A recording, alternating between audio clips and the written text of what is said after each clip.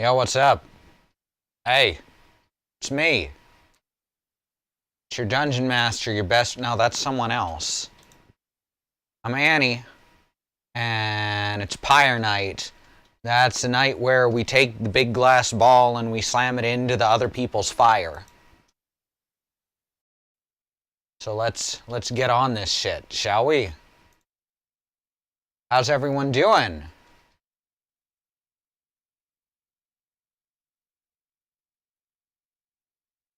I'm doing, letting the game loading. Andy's doing truck. Christy's doing Groot. Contemplating Exodia. What, like that 5-part monster from Yu-Gi-Oh? Man, I haven't even thought about Yu-Gi-Oh in like 10 years. Tonight I learned we have super similar tastes in games, apparently. Well, yeah. I thought that was pretty obvious at this point. We both like this, try-hard artsy shit. Alright, let's continue on. Try-hard artsy shit is my whole aesthetic, right? I'm finding it's mine too. Never would have thought I liked this kind of stuff 10 years ago. Alright, let's see. Alright, gotta get back into doing voices mode. And also touch the Gree stone. Speaking of Gree. Also, we gotta pat some imps. Can't go without that. Pensive Gilman. Alright. Let me clear my nose. Oh, I've got a cup here so I can do the masked voices. I just drank milk out of it, so I'm going to have to be careful not to dribble it on myself. So we get Andy partnered, and he can have a panda left paw emote. We get B partnered, and they can have a pair of iron pants emote, and we form the head. It's perfect. It's really perfect. Sir Gilman is in a contemplative mood. He's been rather quiet, at least more than usual, ever since his confrontation with Sir Deluge. He notices you and slides forth in a solemn manner. This night, he knows what he shall do now when all of this is over, Master Reader. We Worm Knights, we are all born and raised to prove ourselves superior to all the other billions of our kind, to lead our lives, however short, with glory. Also, have I mentioned how absolutely much I adore the voices you do for this game? Cup voice is just icing on the cake. Oh, thank you. I'm really happy now that I've learned how to alter my voice in the same way my sisters do, except I think I might actually be the best at it. From the moment we shove past our wormling brethren, don't tell anyone, in their egg sacs to the very end, we are conditioned to excel, to prevail at all costs. Got as far as Gilman and my spouse gave me the weirdest look and I decided not to do a fully voiced playthrough. Oh. I guess she doesn't like the voices as much, huh? This relentless pursuit of glory, of fame, of self-worth, it leads most of this knight's kind only to an early doom. Or, in the case of Sir Deluge, it leads to a life of falsehood. Hey, Xenon, welcome in. Xenon made pizza. You've been having a lot of pizza lately. I envy that.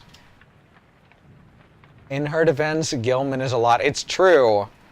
I'm glad we stream at the time we do. Otherwise, when I get loud with Gilman, I'm afraid I'd wake the neighbors. And we live in a house.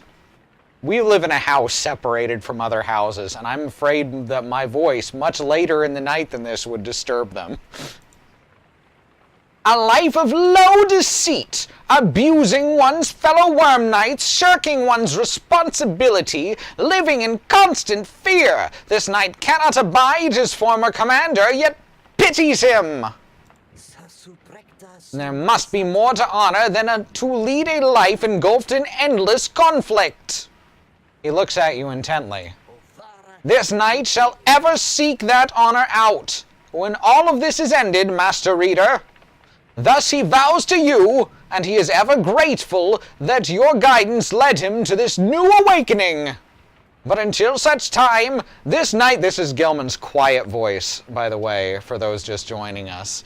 This night is duty-bound unto the Night Wings. This, the fulfillment of our plan, and our pursuit of freedom, is to be his final quest.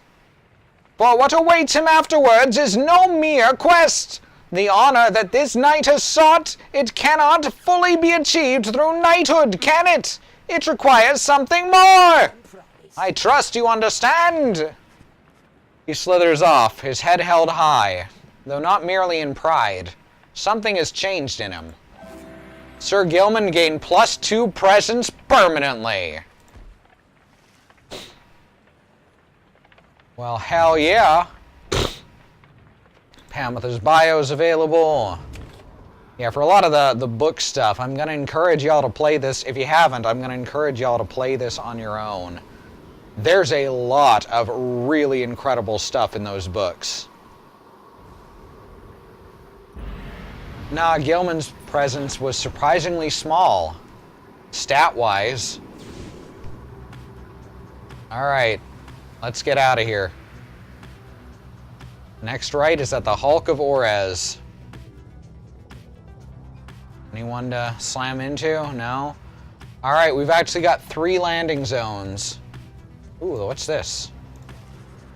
Your flight takes you near where you breached past Stormwall, into Deathless Tempest. With the climate and the downside intensifying, you wonder if the storm has spilled forth from its confines and started to ravage other regions of the land. Alright, so we got Ragged Rock. The north current towards Stormwall passes by old carcasses of ships long gone. Joe Dario suspects you may find something of value.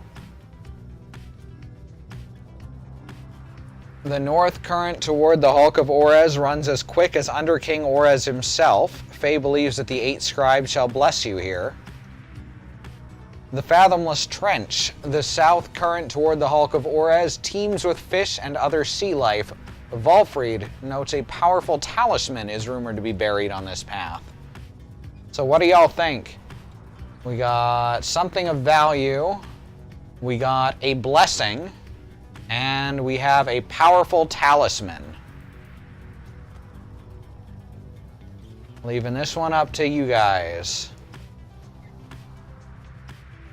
Been doing the trials, so money and talismans probably aren't as needed. That's true, especially talismans. We want to be able to upgrade the talismans, though. So if we're gonna rule out the talisman, then we've still got the option of the blessing or the money. All right. So Andy, you keeping your vote with Faye? Anyone else got anything else to say?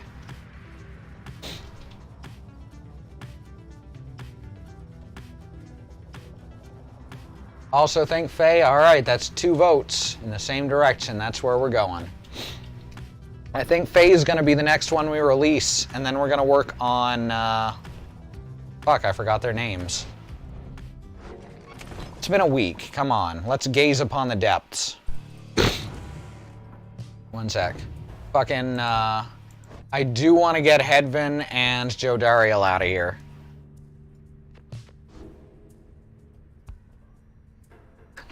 Christy's vote is just because she likes Faye. I honestly, there's not a character here I dislike even a little bit. You find Faye gazing down into the depths. The water's so very beautiful, and yet isn't it very dangerous? They always said it's very dangerous if you fall in or drink enough of it, but the scribes, they've protected us and they're watching, I just know. Even out here in the waters of Under King Orez, they urge us on, I feel it, I just know. There's no denying that the north current sends you quickly on your way. Perhaps it's the thought of reaching land again, but you can sense a spring in everyone's step. Your companions all gained +2 quickness for the next rite. Very cool. All right, let's study in private again.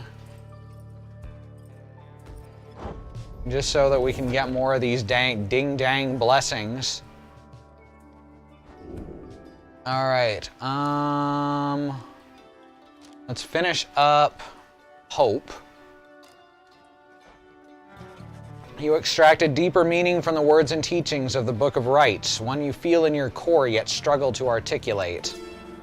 Inspiration comes to you in a flash, whether from the book or from within, you cannot tell.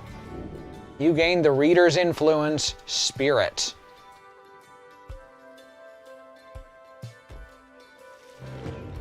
Everyone gets +2 hope, permanently.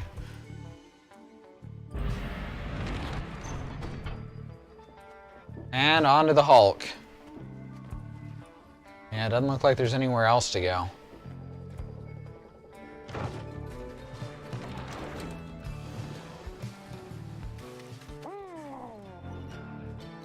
A messenger imp with news and rumors from the other side comes huffing towards your wagon, here in the undulating waves of Sea of Solace. You may hear my dogs prancing around. They're getting to go outside. You let it in and offer it some light refreshment, as Rookie would have done. The imp's message turns out to be about him. You learn Rookie's past transgressions have all been forgiven since his return to the Commonwealth. He was even offered a well-appointed home and place of business. It must have represented just the kind of lavish lifestyle that Rookie always claimed to have had for himself and his extended family. Eventually, and somewhat reluctantly, however, he refused the gifts. Instead, he tracked down Volfred's agents and gave them ample information, thus emboldening their ranks. The last bit of the message sounds as though it was transcribed word for word from something Rookie said. It simply reads, "The rest of you better get back here soon or else!" You thank the messenger imp for the report. Soon it has all your companions talking. It seems that Greentail had himself a conscience after all. We understand that Rookie holds no small degree of influence, at least among his kind. The days aren't quite so bright without him, though it sounds like he's doing well out there. Hard to believe he would have turned down living in that kind of luxury, though maybe he got used to it out here. I have every faith that our friend Rookie would stand tall and rise to the occasion. Don't you think he must be sad to have turned down a house? I hope he isn't sad. Nah, the noble Rookie! He sets a shining example unto us all! The news of Rookie's liberation fills you and your fellow exiles with newfound resolve. The messenger imp accepts some scrap to eat from you and rushes off. Messenger imp for president. Your companions gain +1 hope for the next rite. Wish Rookie luck.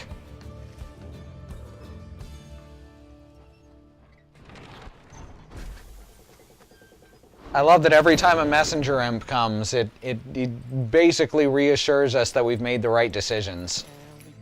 Well, hey guys, let me tell you something real quick. Now, I happen to have heard that Mr. Greentail, he's moved on or something like that, right? Well, I just want you to know he was one of my favorite customers, and because of that, I'm giving you some great deals, okay? Oh, those are some good deals. We got the sun serum. Oh, we got serums, okay. Those are real good. We also got some Stardust, and we have a Flame Leech. Bear's Pyre recovers equal to 50... Holy shit. That's a good talisman. Do we have enough to sell to get it? It's expensive. I mean, we don't need the ones we're just holding. I was going to keep the dark talismans. Yeah, let's... I don't want to sell the special ones, but we can sell stuff like the Sling Bullet. And the Luminous Idol's okay. We might use that at some point. Hobbs Wing we're keeping. Damn it, I really should sell these off. There's no reason to keep the ones for the people we don't have anymore, right? At that point, it's just me being silly. We really should sell off Jamour's Fang and Hobbs Wing. And we don't need to sell off Oriz's Scale yet because Gilman's still with us. All right, let's do it. Let's do it. We're selling off Haub's Wing. Because it can't be used by anyone except a character we're never gonna get back. Same with Jamor's Fang. There. That's how you get money, people. Alright, Flame Leech. We can put that on someone. And of course a handful of Stardust. Hey, you guys have a good day out there! Have a good one!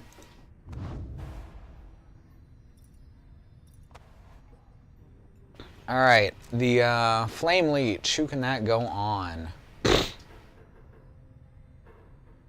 Alright. Jodariel. See, that is so good for Jodariel, the Black Claw. Now, the Flame Leech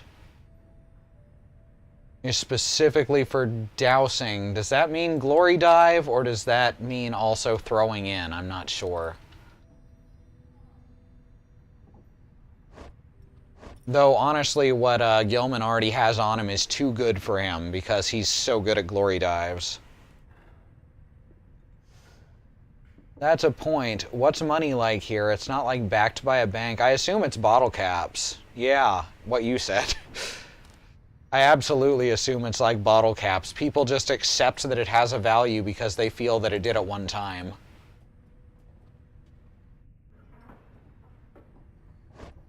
Oh, there we go. We'll put it on Volfred, because he's also very good at Glory Diving. You wouldn't think he would be, because he's so slow.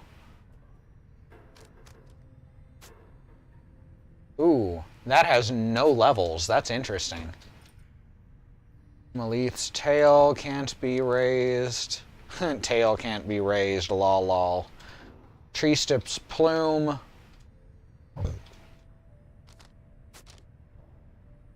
Ooh. I can raise that up to 6 damage. Yeah, let's do that. Or, no, never mind. That's still only 3 damage. Well, that was pointless. I thought it was saying +3 to what was already shown, but it wasn't. That means at rank 20, it's probably going to deal like 4, right? It's fine. Of course, Gilman is a good Glory Diver. He's been down so long in the Midnight Sea. Alright. Commence the rite. Here we go.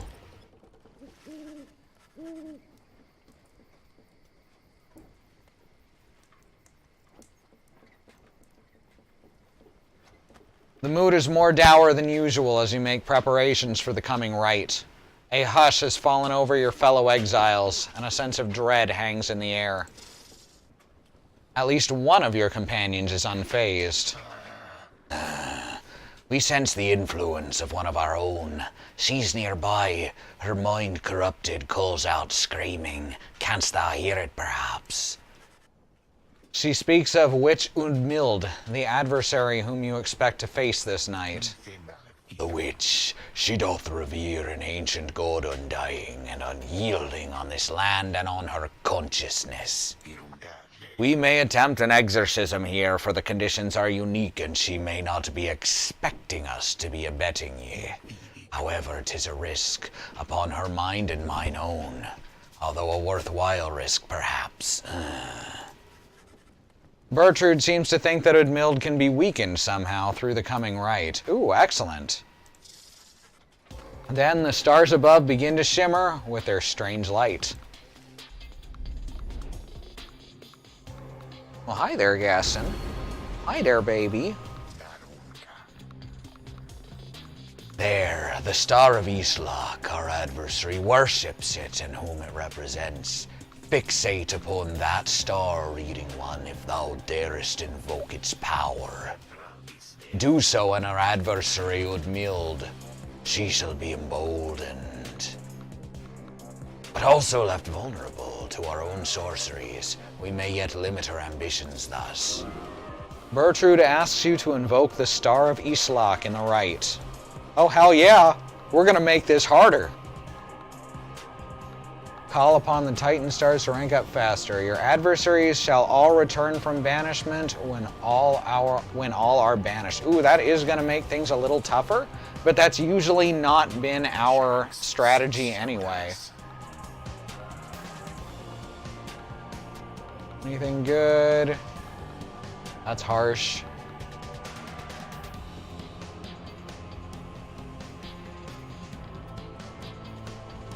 Yeah, let's go for it. Challenge mode. Challenge mode.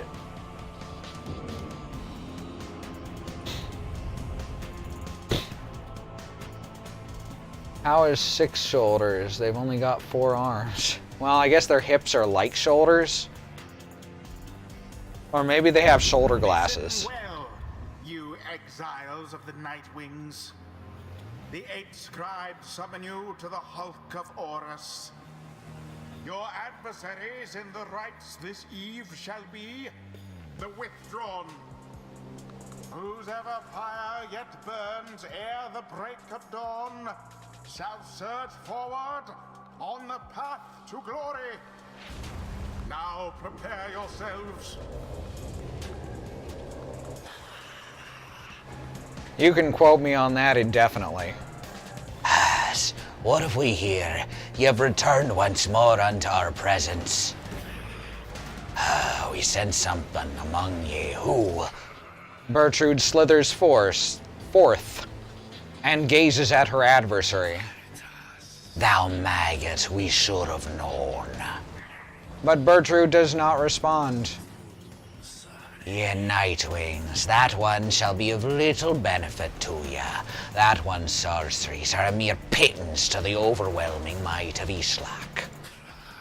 Soon ye shall see.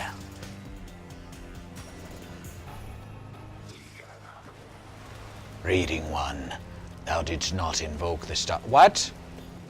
Yes, I did.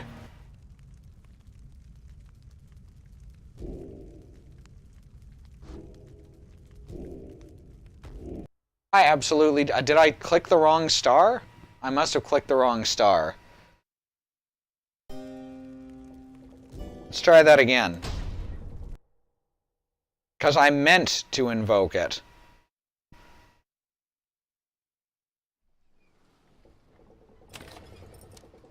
Alright, let's do it again. That's the one that was shining, so I thought that was the correct one. But it must have been a different one.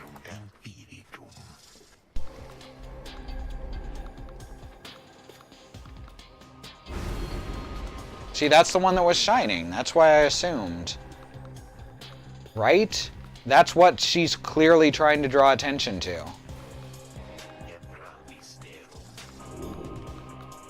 Star of Islak. Shax. This is Shax's 6 shoulders. Unfathomed Plurnus. Okay, why is it this one when this is the one that was shining? What the fuck? Alright. Your adversary shall be more... Okay, that just ups the difficulty level.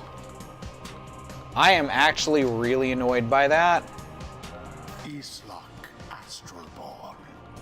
Admittedly, I should have been paying closer attention. Also, admittedly, I shouldn't have had to be. Alright. Islak Astralborn. You know, I could probably just lower the difficulty to easy mode and cheat this. Because that would just raise it to normal. No? Oh, yeah, there it is. I could actually set it to reduced and it would probably set the difficulty to standard. We're not going to do that. However, this is my first match of the week, so we're probably going to lose a few times with the difficulty increased.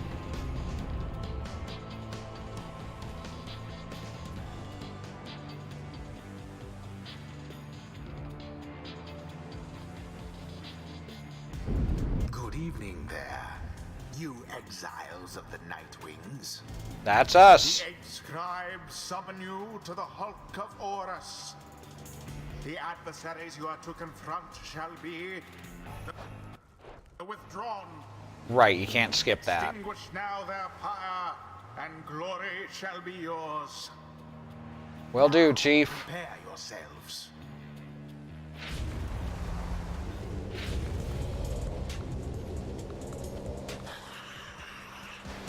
So what have we here? Yeah. I've heard it before.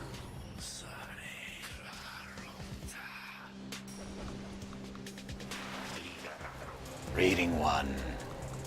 Thou invoketh the star of Islak, so then beware, through our sorceries shall under my mild be cast into a hopeless doubt about her faith upon her God.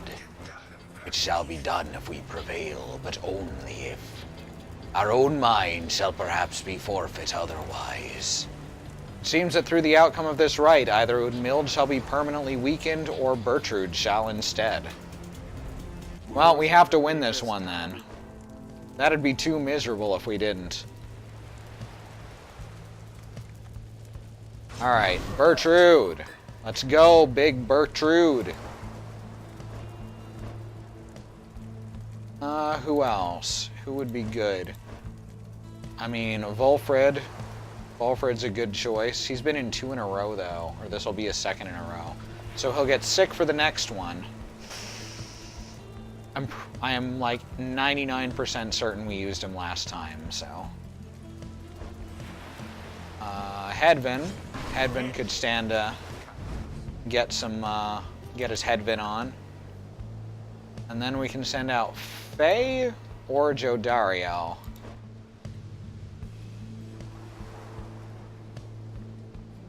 Faye or Jodariel for this one. Either one would actually be strategically useful. Faye and Hedvin can play off of each other, but Jodariel works as a great point guard. Big Bertrude, but she's been dead for 30 years. Faye overlaps with Hedvin a lot, so Jody may be better. Yeah, they're really good at playing off each other, which is why I thought that they might work well together. But yeah, Jody's probably the best option here, especially with that with the Black Claw. She can actually damage people while holding the ball. Oh yeah, plus she gives the Pyre plus 35 HP, which is great since they lowered it by 20 with one of their abilities. A fearsome adversary is a worthy one. Let us stand... A fearsome adversary is a worthy one. Let us stand tall. Now then, Nightwings, ye wish to mock Islak. Ye in your infinite foolishness shall be among the first to suffer. Let's kick a little ass. Now begin. Didn't see it coming. Oh, shit.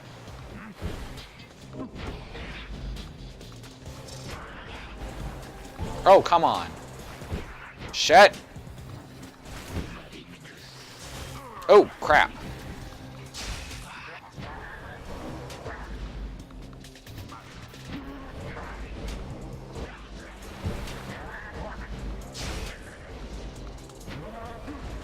Where's the fucking ball? Oh my god, it's all the way over there. Bye now, Bertie.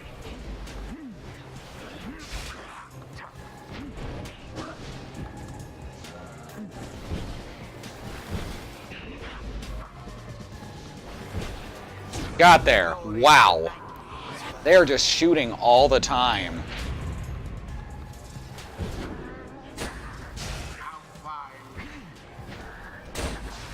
Take that, jerk ass. All vanished. Spectacularly done. Have Jodariel douse the Pyre. Can do.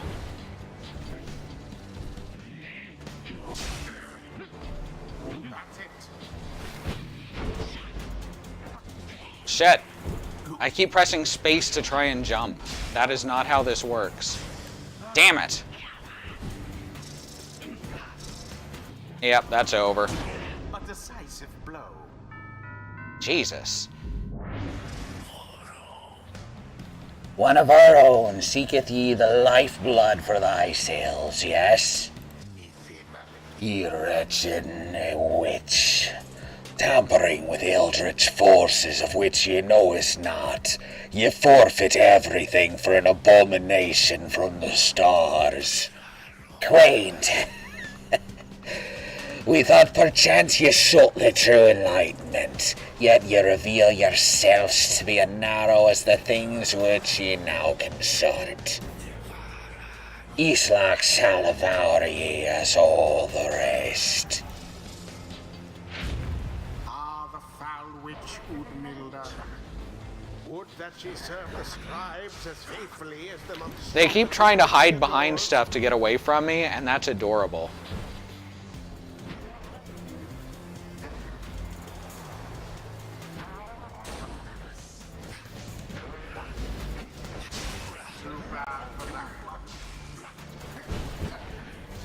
Shit! That was the last of them. Boom! Blessed be. Alright, I remembered how to jump now, so that's a good sign.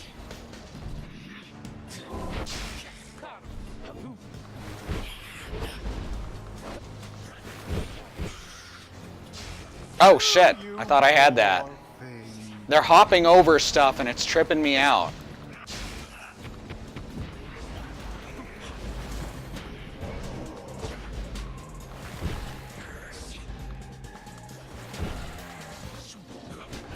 Oh shit, I tried to jump it. Oh, I did jump it, okay.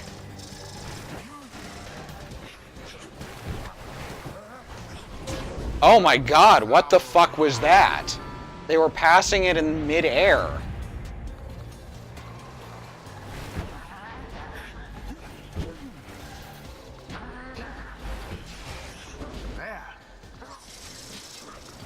Nope. The holes are screwing me over. Because whenever I get near them, I hop. Cut that out. I really don't like that. Ouch. Oh, there goes headwind.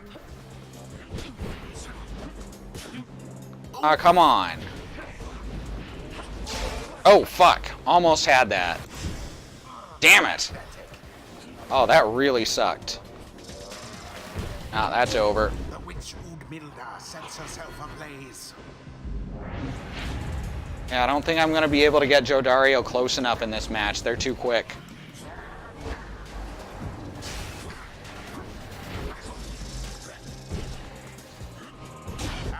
It's fine, though. It's over. That was not that difficult, all in all. This is like Minecraft when you forget you left auto jump on. Yeah, that was horrific. I do not like that battlefield. Ah, how can this be? How can this be? Islak, answer us. Islak, Islak. Witch Udmilda continues her screaming, having been defeated in the rite. You observe Bertrude there, fixed in a meditative pose. There, Udmilda, relent, relent. Thy God has not abandoned thee, because thy God is dead. Thy God is dead. Pray to him all thou likest, yet it shall do thee no good. As Bertrude recedes into the shadows, Udmilda slumps down, staring at nothing before her. Impossible. This cannot be. Answer us. Answer us. Udmilda suffered -5 hope permanently. May the scribes have mercy. Always is there greater I'm surprised how easily we got that. They only scored twice, I think. Twice, maybe 3. They almost beat us, technically, but that's because they were doing so goddamn much damage from the bonus. Apparently, the exiled Bertrude is committed to the path. This land, so rife with eldritch knowledge long forbidden in the Commonwealth, we learn the stuff of fear itself. Bertrude's Aura Blast arcs at a wide angle, banishing adversaries in a larger area, or The aura charge-up time before Bertrude can use her aura blast is greatly reduced. I like the sound of that, honestly. Her aura blast is like one of the best goddamn things in the game. Yeah, we're going with that for now.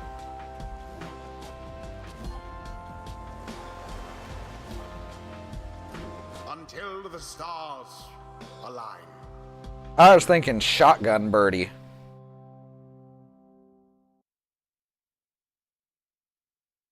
But yeah, I guess now it's a fully automatic shotgun.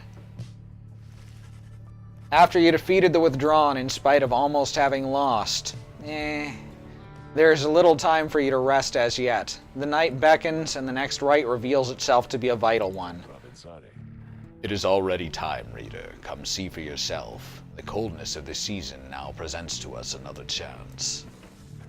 He heads out straight away and you follow in turn. Indeed, among the remaining stars, you see one with which you're familiar now burns ever brightly. The path to freedom is laid bare before you.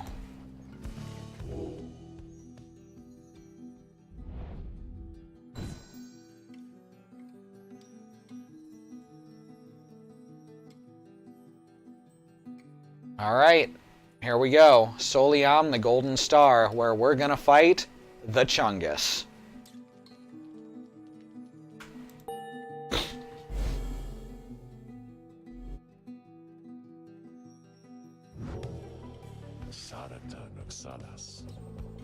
Already the Nightwings, summoned back to Mount Aladil.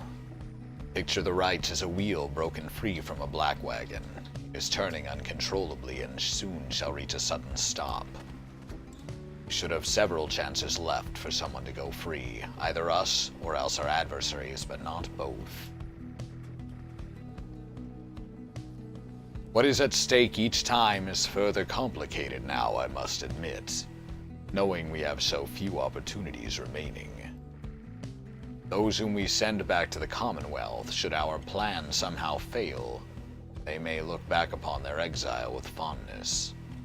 Plan's current probability of success is 48%. So returning to the Commonwealth is not inherently a mercy, I don't think. Moreover, there are also those amongst us who we count on to prevail in the Rites. We need them on the Nightwings just as much as we need them in the Commonwealth. We cannot simply grow our numbers here, given the circumstances. And so, who stays, who goes, these choices affect us all. No pressure there, my girl. Now I don't know about you, but I'll go and take my leave for now. Let's set forth again at daybreak.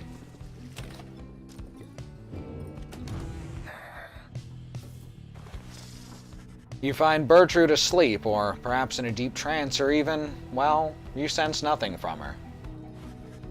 Advin notices as well and joins you to check on her. Haven't seen her like this before. She's barely breathing. She's not responding. He leans in for a closer look. Halt thine advance, knave. Dare thee to disturb our slumber. I'm terribly sorry, Bertrude. The reader and I, we were just checking to make sure you were all right because of how we saw you there just now. And how exactly didst thou see us just now? Well, you appeared to be dormant, or perhaps... Didst thee think we had simply perished here, perchance, crumpled over in our ancient age, a weakling barely clinging to this wretched coil? No, I mean, maybe? I sincerely apologize for having disturbed you, Bertrude. I know all this must be an adjustment, having to be around someone like me. Maybe the others too. If there's anything we can do to make your stay more comfortable. We shall not yield to thy flirtations, boy. Flirtations? Wait, no, Know that our hearts belong already to another, boy. Thou knowest nothing of our ways whilst waking or in dream. Thus we advise thee ample caution in thy future interactions, lest we use thee as a subject for our sorceries. However, we do appreciate thy flattery. Thine advances make us feel like a young tad once more. We were amongst the most sought after of our kind within the southern bogs. Wisely, Hedvin remained silent. Thou art free to depart now, boy. Hedvin turns to leave, but know that we do appreciate thou taking the time to check upon us whilst we dream, and know that our stay amongst ye has been comfortable enough thus far. Thank you, Bertrude. Thou art welcome, boy. Despite the oddness of the exchange you witnessed, you sense that Hedvin and Bertrude gained a much better understanding of each other. That was so good. She knew exactly how to make him blush.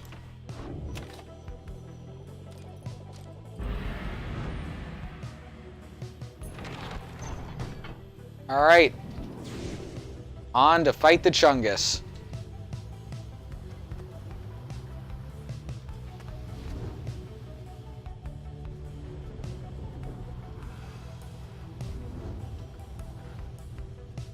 Oh yeah, she was definitely fucking with him.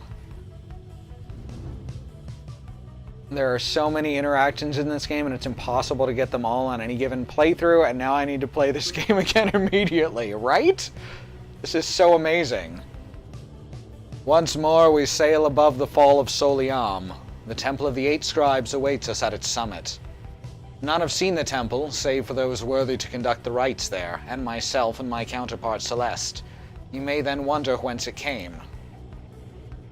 The cycle of the rites has turned since the beginning of this age. Over its course, whilst waiting for the cycle's turn, some exiles thus paid tribute to the Eight Scribes. I think the scribes may not have wanted such extravagance or the carved effigies to them along the way.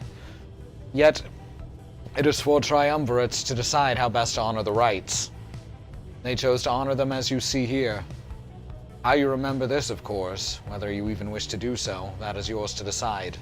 The scribes would not want otherwise.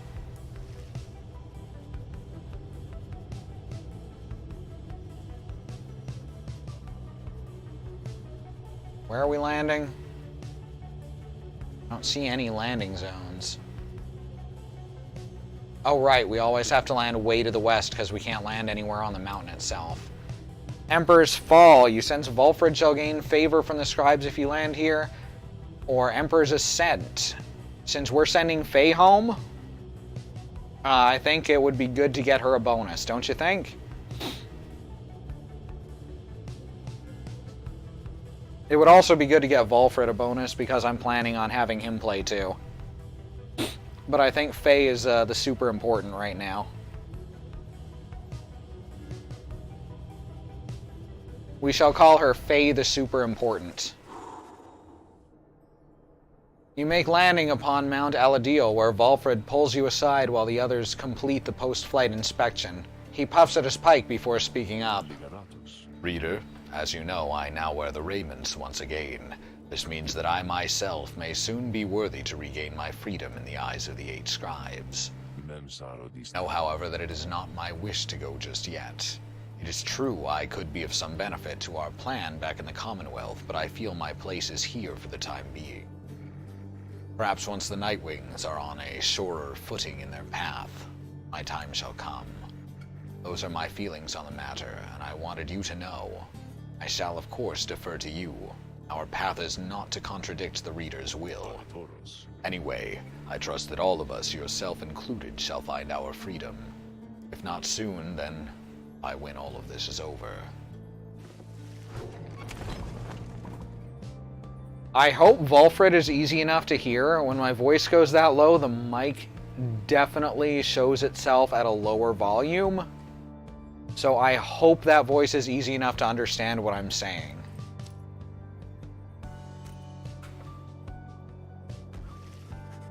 Having completed the post-flight inspection, you and Faye visit the monument of Trista Tithys here at Emperor's Ascent.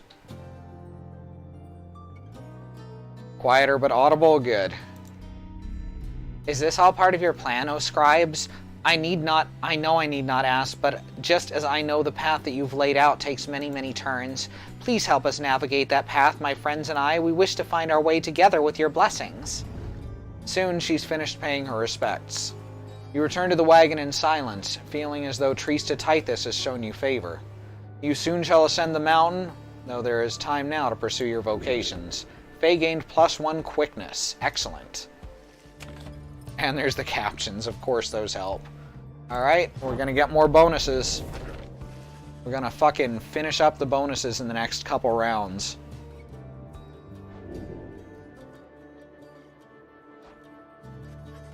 You attune yourself to the strange and mystic properties of the Book of Rites, embracing as such as possible that which cannot be explained or truly known.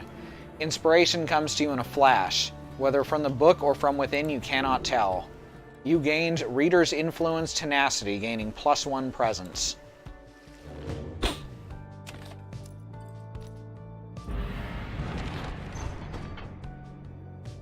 Alright, Temple Cistern.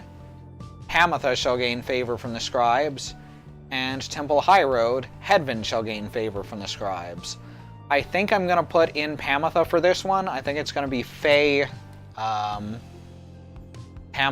and Volfred. So we're going to go with the Temple Cistern, since Hedvin was in the last round.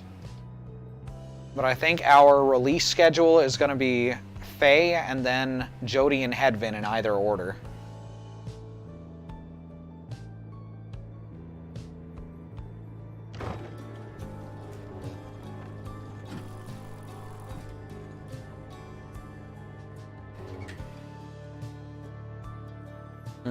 Rishvi's got another hotspot. I've got a spray to use on it, but he keeps making more because he's got allergies. Hydrocortisone's basically a miracle drug, by the way. En route to the mountaintop, he passed by a monument to Under King Orez, and Pamatha happens to take notice. I have to hand it to you, Pamatha. You have a real gift for getting yourself into one bad situation after another. Now here you are, praying to the dead to bring the stars back. Is that it? Maybe you'll get out of here this time. Things might be even worse back home. Soon she's finished paying her respects. As you prepare to continue your ascent, you sense that Under King Orez has shown her favor. Pamatha gained +3 glory. Nice.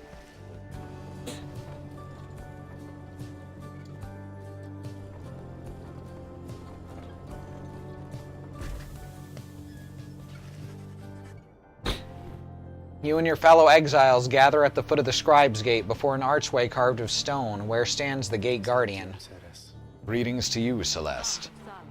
I see the exiles of the Nightwings have returned, even as the cycle of rites begins drawing to a close. The Nightwings accept this as the will of the scribes. The Gate Guardian laughs at this softly for some reason. Glory is 1/1 with damage done to the enemy Pyre.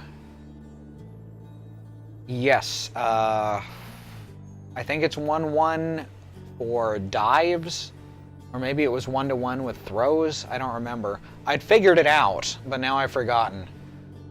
And you, Tariq, do you accept their will as well? But the lone minstrel does not answer her. It's no matter. Now, Nightwings, each of you come forth and state what it is you seek whilst crossing Scribe's Gate. One by one, the Nightwings declare themselves. You all pass through as before. When Volfred takes his turn, Celeste stops him. You, I see you wear the raiments once again. Explain. The cycle of rites is ending. While I do not know exactly why, I have my fears. One of my contemporaries, he who fell from the summit long ago, he lives and seeks his liberty again. He stands against us now and believes his triumvirate to be the true Nightwings. I remember well the contemporary whom you mean. Then the Nightwings stand divided. Yes, and so I wear the raiments once again, in case that it may help to right this wrong. For I am Volfred Sandalwood, and I seek liberty for each of us, so that one day we all might stand shoulder to shoulder on the other side, and bring our freedom to the people there. She considers Volfred's words for a moment. I see. Then move along. The Guardian of Scribe's Gate regards you all, and then she beckons you onward. The 8 scribes bid the Nightwings welcome. Go forth with glory. Celeste, What is it, Tariq? the will of the scribes. Long have we both followed it. I think you would agree. In equal measure has it drawn us close as separated us. But if their aim is now to keep us apart for another age or longer, then no. I do not accept their will. You blaspheme, Tariq. And at the gate no less. But the lone minstrel simply puts his hat back on. Then may the scribes themselves admonish me. Till tomorrow night, Celeste. Ah, Muffin Tariq.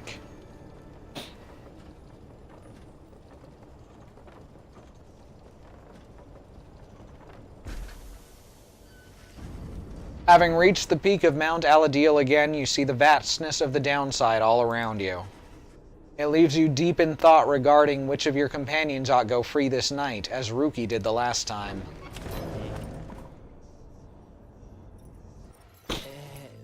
Hey guys, so I don't know what's been going on up there with all them stars all acting real weird and stuff, but let me tell you something here. You ain't gonna find a better deal on all this stuff from anybody, and I mean anybody in the downside. You can trust me when I tell you that, okay? So go ahead and stock up!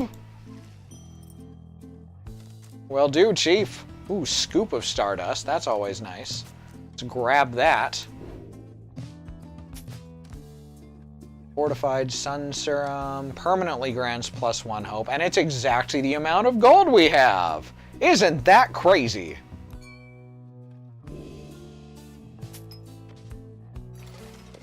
See you guys again sometime soon, maybe, okay? Because I gotta say, you are my favorite customers that I had all week. Let's see. First of all,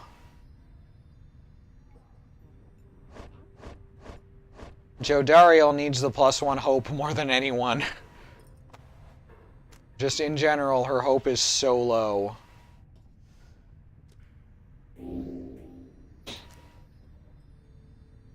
Alright, whose talisman are we leveling up?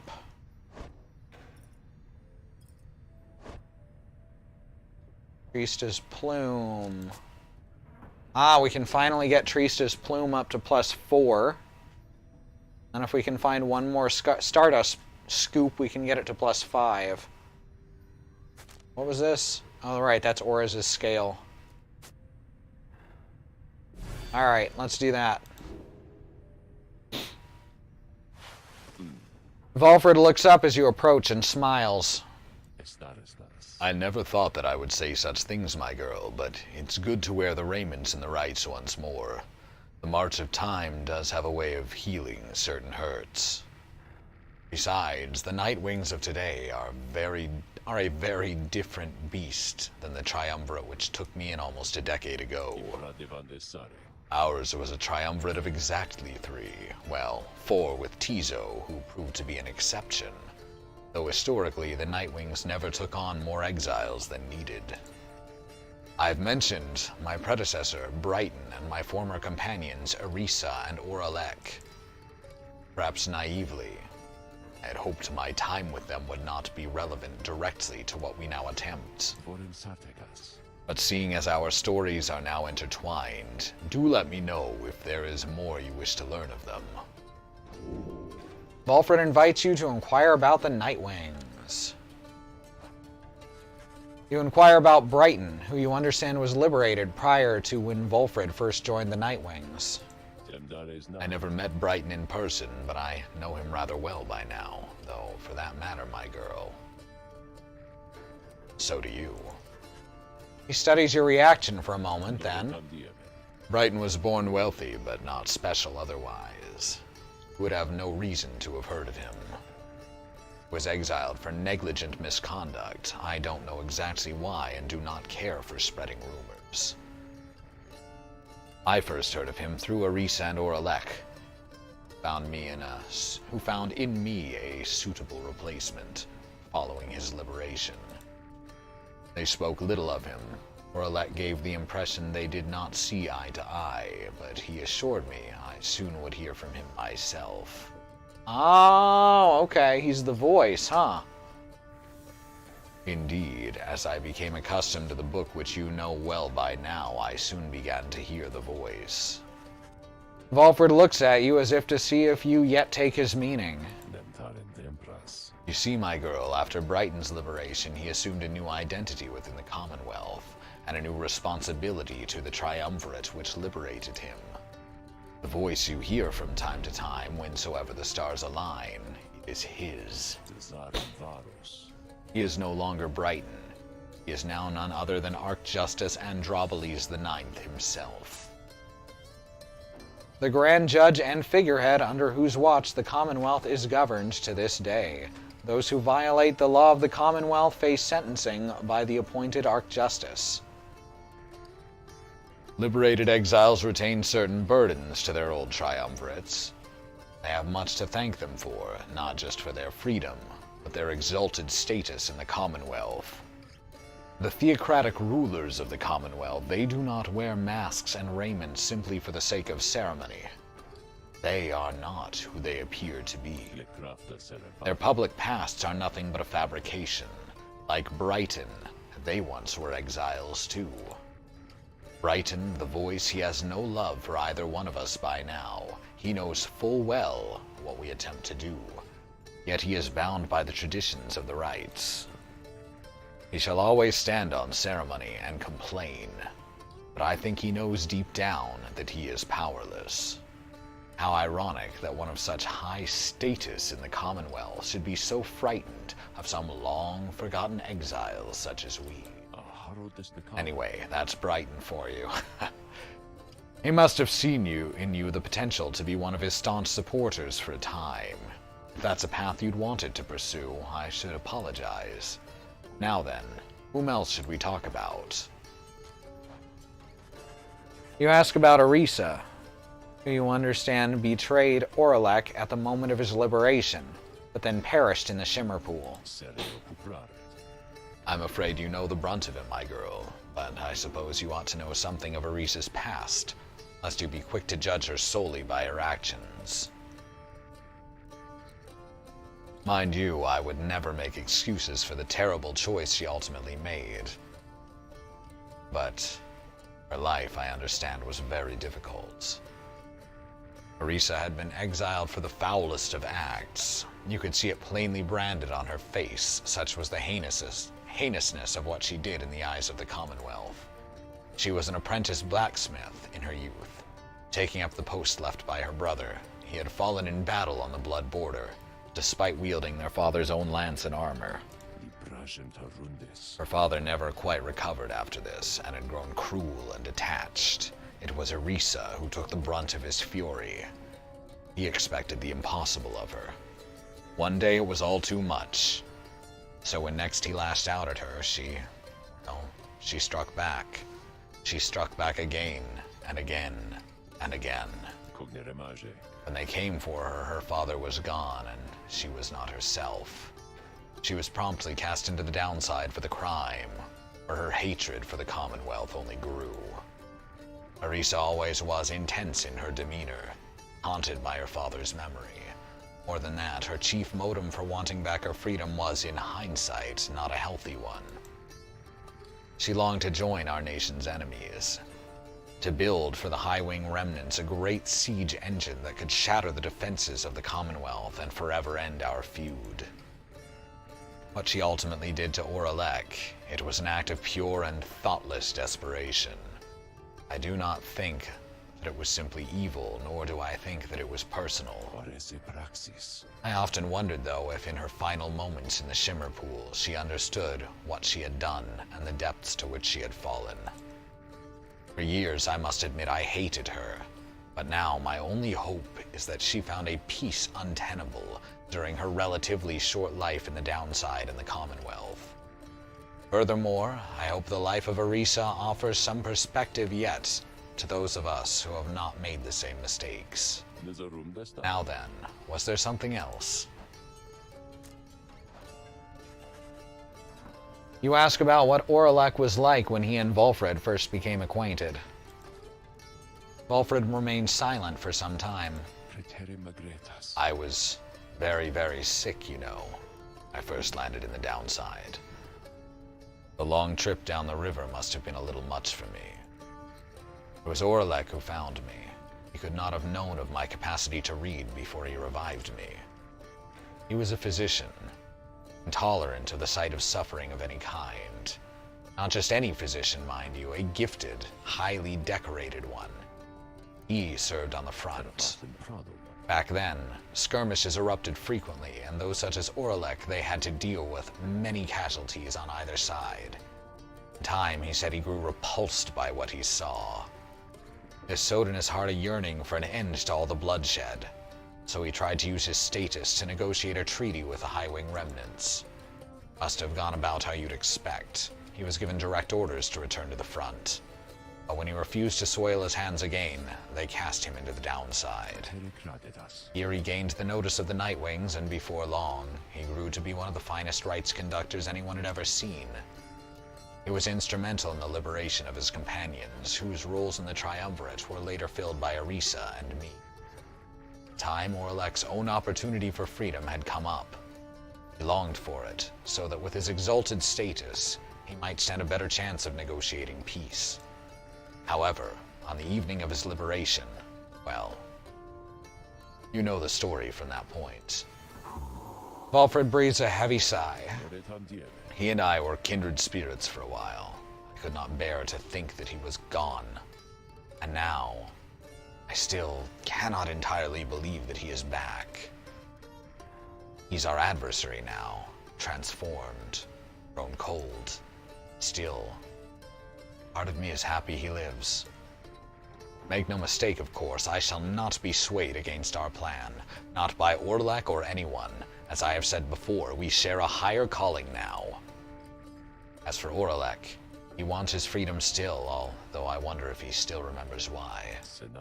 Anyway, was there something else, my girl?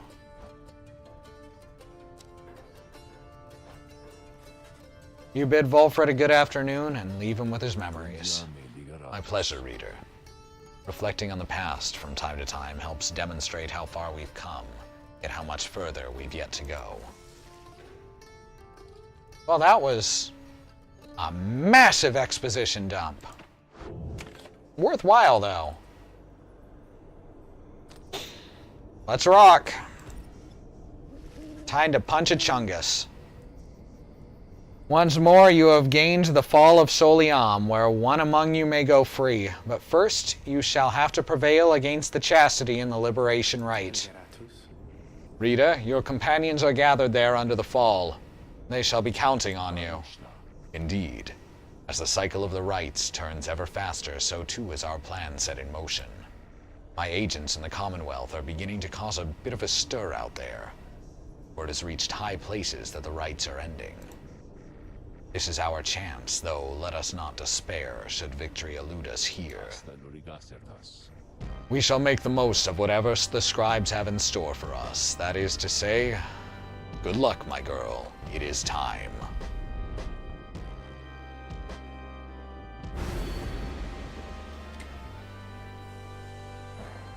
Alright. What's this new one?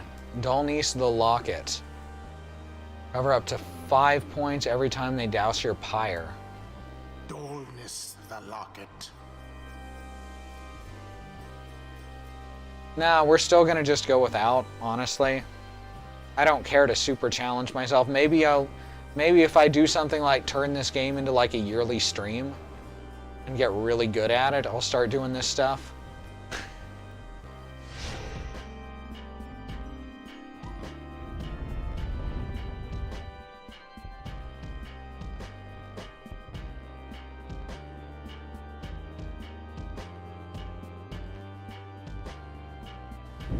Once more, the Nightwings gain the summit of the sacred Mount Aladiel to conduct the liberation rite. Even as the stars themselves abandon you. Make good upon these final opportunities, reader. This glorious age-old tradition coming to an end upon your watch. I trust that chastity, your adversaries, shall not throw away this chance. Choose now who may go free, should they unfortunately fail. The pyres burn, and each of the triumvirates is present and prepared. I concur. The pyres burn, and each of the triumvirate is present and prepared. Then, anointed one of the chastity, come forth now and declare yourself, and pay any respects you have unto your adversaries, the Nightwings. Manley flourishes onto the ground and grasps his mask in his spindly fingers. Warmest salutations to you all upon this blessed eve. I am H. Manley Tinderstaff, and I must say that I am very moved to be a part of these proceedings. It shall be my humblest of privileges to return, quite soon I hope, unto the Commonwealth, where I shall dedicate myself in full toward the betterment of that society. I long to be a part of this glorious tradition, even when my freedom is rightfully restored. For is it not the case that exiles such as we are called upon to lead? How you govern in your Commonwealth is not our business here. Your intentions shall mean nothing if you do not prevail in this right, Manley Tinderstaff. Manley versus Mirage, fight of the fabulous. Oh, but I meant no offense. Meant no offense at all. I shall serve well these rites. I promise! Why, I should think I shall be sending many exiles here into the downside to replace me. I can think of quite a few who I think would benefit from experiencing this wonderful tradition for themselves. Then, Manley covers his face again. Now, as for you, Nightwings, make no attempt to undermine me here, and nothing shall befall you or your loved ones in the Commonwealth. Is it a deal? Oh, I am having so fucking much fun voicing him. Nightwings, your decision. On whose behalf shall you conduct the liberation rite? Reader, I would ask you choose wisely, but I am sure you know no other way. And you, prepare your song, Tariq. Of course, Celeste. Alright, who is available? Faye is not available, so I guess it's gonna be Hedvin for now. Alright. We can send Hedvin or Jody back, or Gilman. I think we're gonna send Hedvin back. We're gonna keep that promise. I was really thinking that Faye would be ready, but I think she has one more scene first. However, Hedvin and Jody are both ready, so they may be the next two. Certainly these three are going to be the next three.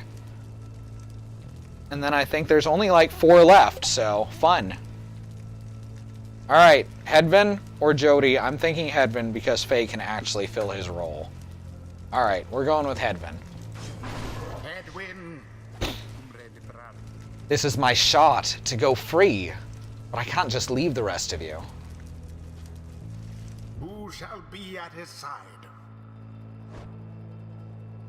Alright, and then we can put down Volfred. She got the extra bonus, though. Alright, let's put her down, too. Let's throw her in, so that she can work with Hedvin. I think she got... No, that would have been... Pamitha got set back. Yeah, Pamitha got set back when we intentionally let her sister go.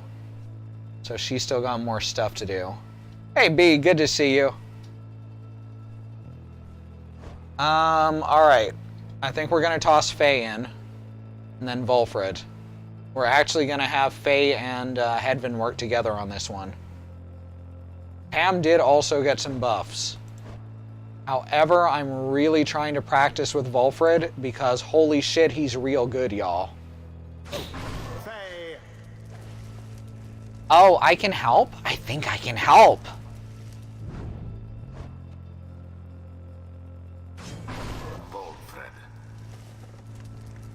Let us prevail on this night for you, Hedvin, and for the good of our ailing nation. It is done. Now it begins. Do me this favor, if you please, and stand aside like a good sport there. I promise to reward you handsomely once I'm free.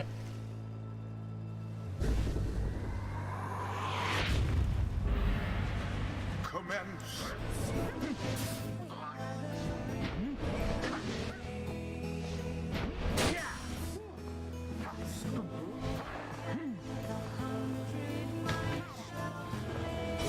Oh, shit. Fucked it up.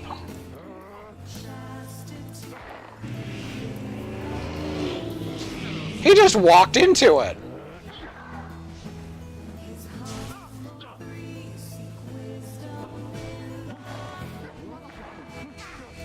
Oh, shit. Fucked it up again. Damn it!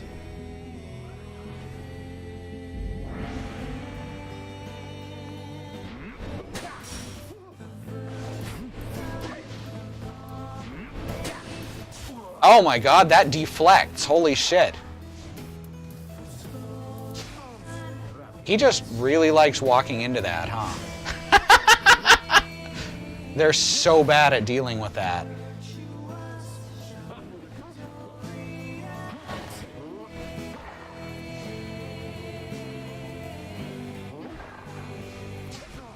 Oh, damn it. Apparently I was still too low to the ground.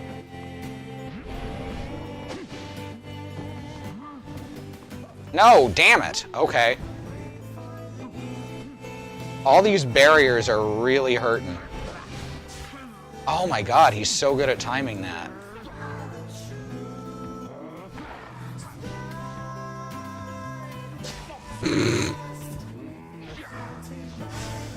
You can't dash at me, my aura's bigger.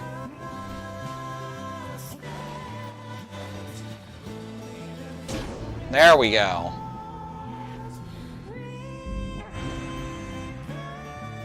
No, that's actually... I think we went over this a couple weeks ago. The thing where the levels are weird is actually intended as a dramatic, artistic choice, where it goes up and down with depending on what's happening. I don't think it's great either, but that is actually how it's supposed to... Yeah, what Andy said, that's actually how it's supposed to be. It's a little disconcerting.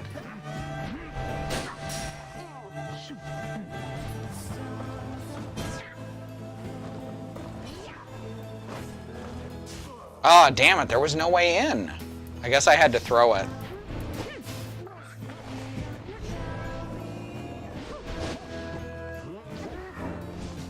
And in.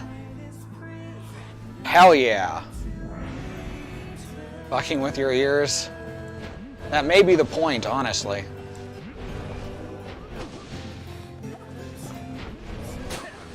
Ooh. Their reflexes are inhumanly good sometimes, where they switch characters really rapidly. Oh, is that what we're doing? Can't deflect that.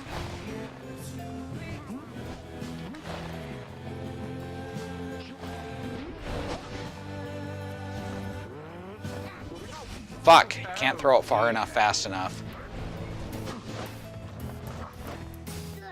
Gotcha.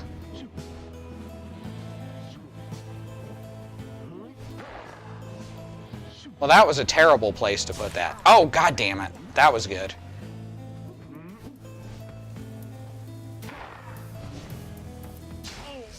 He is really not good at that.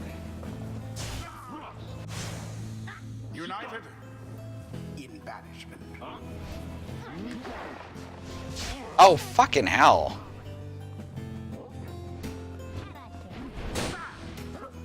Okay, that hurt.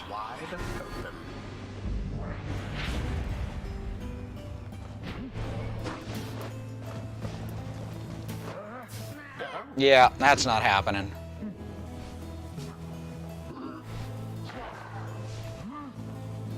And in. Plunged, I say! Oh ho, what's this now? It seems to me the scribes so enjoy our company, the entertainment we provide, that they've deigned to reignite our pyres. Observe. Something stirs in the sky. If the heavens are to rain and reignite your pyres, then the rite shall continue ere one pyre or the other is put out. Oh wait, that's still him talking. Something stirs in the sky. If the heavens are to rain and reignite your pyres, then the rite shall continue ere one pyre or the other is put out.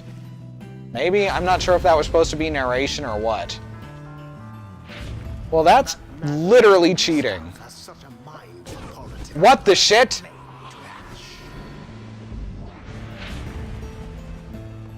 Wow, this is really a boss fight. I was kind of expecting more of a joke.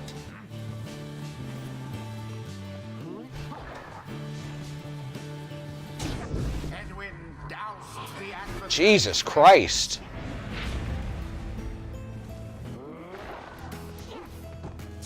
Quite the close call there. Gotcha, fucker. The vines are what happened last time.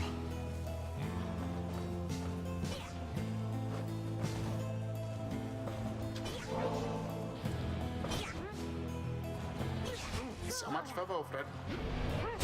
Oh, come on. No, I had that. Shame. Well, may have to start this one over. This is harsh.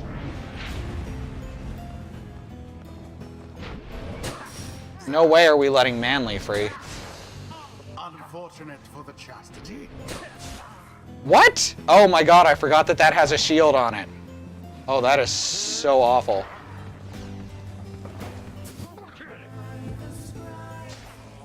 I am so glad he sucks at dodging it.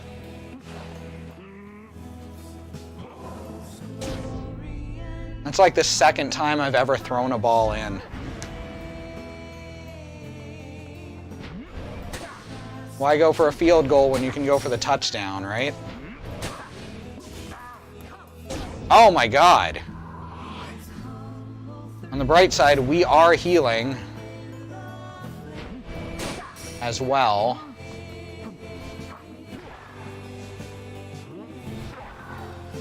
Boom. All right, here we go. We got this.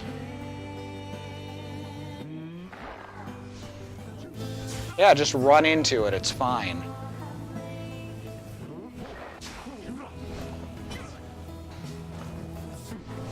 Oh, fuck. Messed that up. I forgot his friggin' shield. No, damn it!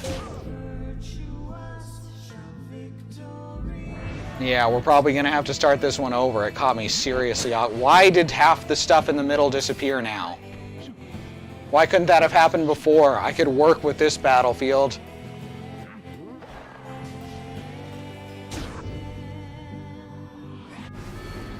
Jesus.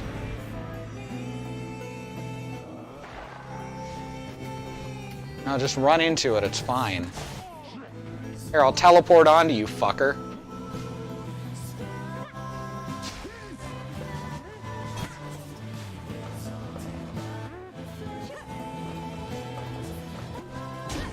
Oh yeah, plenty of space. Plenty of space. And by that I mean a single pixel saved us.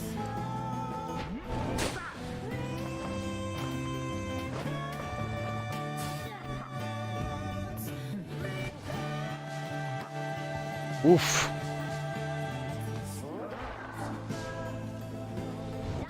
Got there. Oh my god, down to the fucking wire.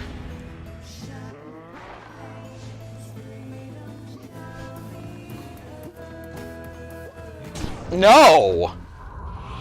Oh my god! That fucking jump. I've never seen a jump like that before. That's insane. Does somebody have a horse named Jomes that they lost? That is Christie's horse, right?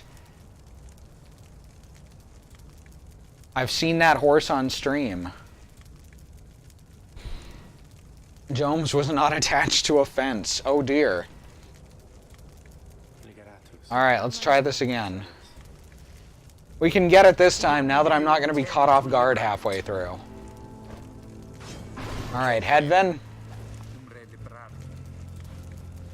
And you know what? Instead of Faye this time, as good as she was doing basically the same thing as Hedvin.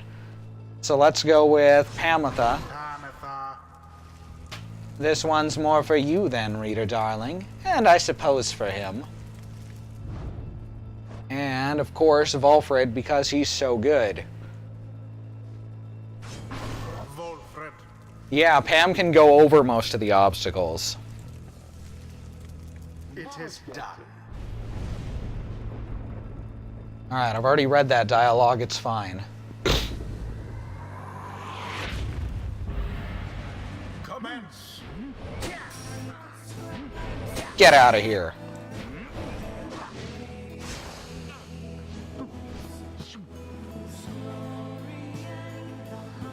And just walk around the back. Team kilt. Oh. Oh my god, I can't believe I just managed that.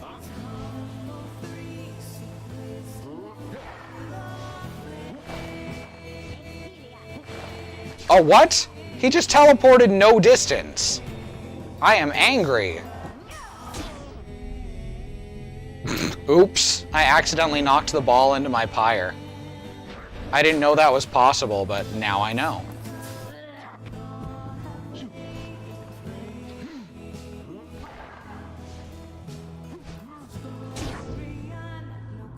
Anyone else? Anyone else ever knock their ball into their own goal? Because that was good. That was good, y'all. I just did the best maneuver.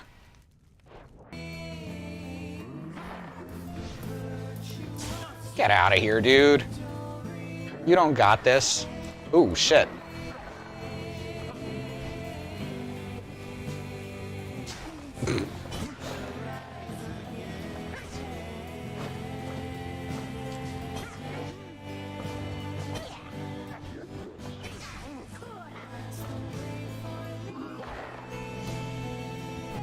Oh shit, I hit shift instead of W. Oh, come on, you were in my thing before you jumped.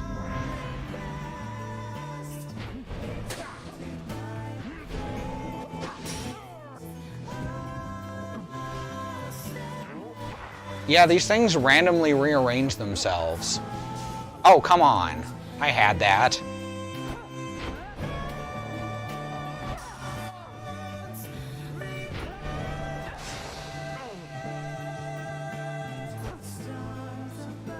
Bring it on, fuckers. Oh, come on!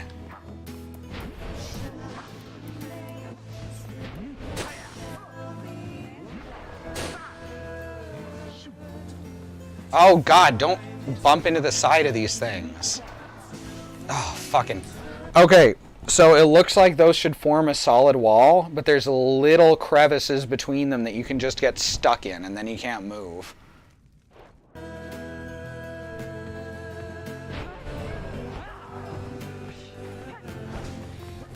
Oh.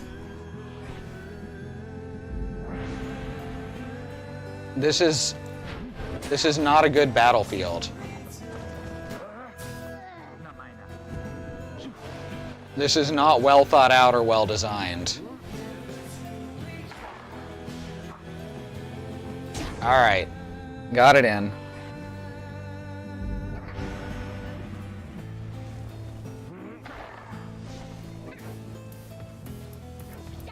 Nah, don't worry about it.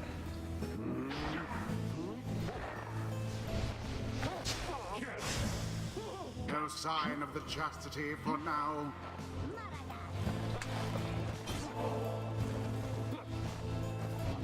Oh, come on. We'll have to do better than that.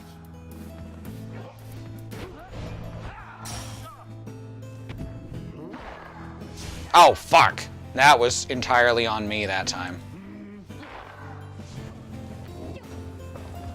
Somebody get the orb. All of the chastity gone. God damn it.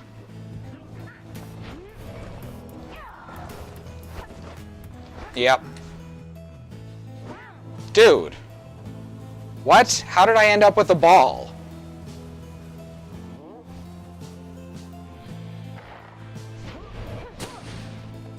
There we go. I have no idea why I had the ball all of a sudden. Intercepted as pass, huh? I didn't even know I could do that from the ground. I thought I had to jump. Alright, now he heals his Pyre because he's a cheater. And now his Pyre continually heals throughout the match, every time he gets a goal, so... Would that he focused on the rites. A rude predicament for the chastity. Edwin plunged into Just their gotta be hearts. clever now. And beat their butts. The orb taken. Just kick them right in the butt. Yeah, that's not gonna happen, dude. What? No, I'd already passed it. Oh my god. Alas, Some of these plays don't make sense to me. I definitely feel like I'm getting cheated on some of them. glorious. That was the last of them.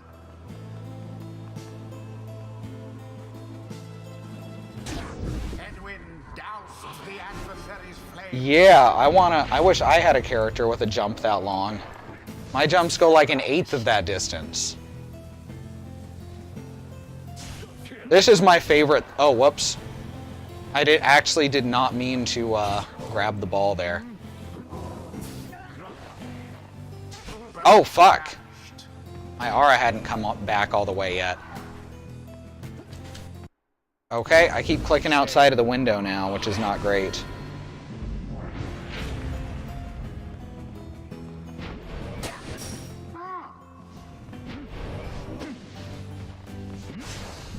Ooh, he let down his shield. Oh, god damn it. I thought I could jump out of the way after doing that. Turns out, no. I just teleported to the ball. That was mostly accidental.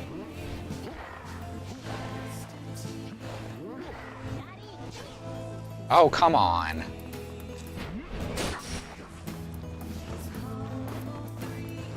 No, we're blocking you. There we go.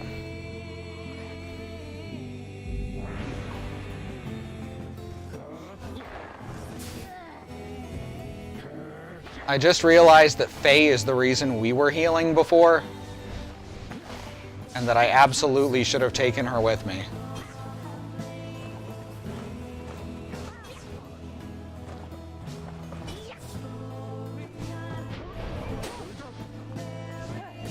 Oh, come on! Oh, fuck.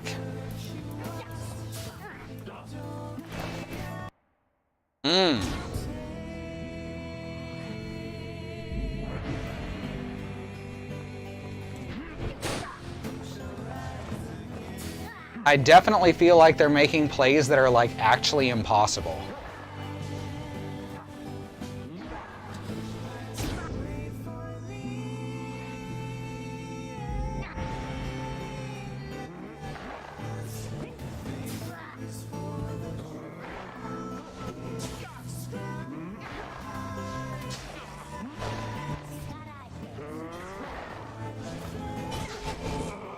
What? What hit me?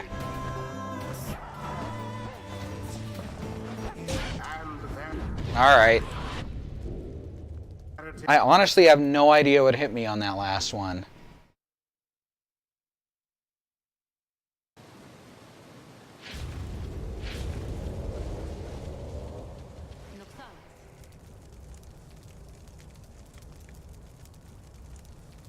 Oof. This is rough, and I wish I understood what I was doing wrong and how I could stop some of these plays.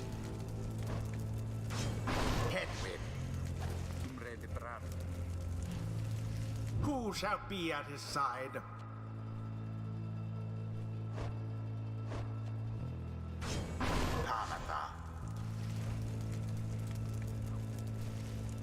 That's one problem I have with any game, is if you're losing and the game is giving you absolutely no clue why. So, as much as I like this game, that is a big problem. Because just all of a sudden they'll pass like 8 times and then someone jumps from half court and just instantly does like 20 damage.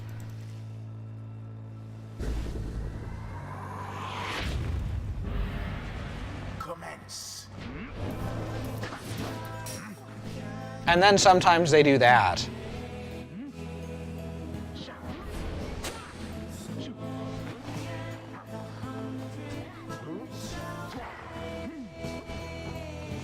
Boink. And then sometimes they have no idea what they're doing. It's so weird.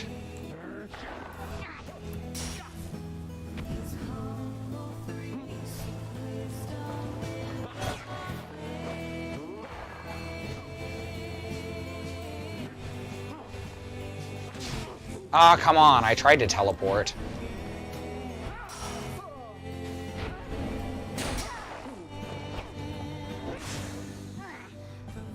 That's how you Pamatha.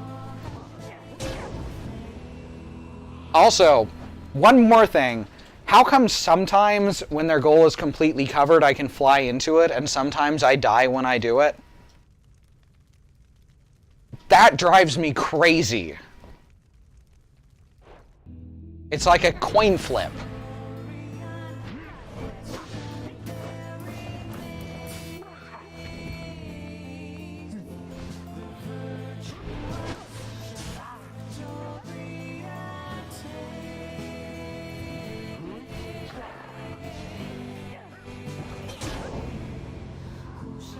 There we go.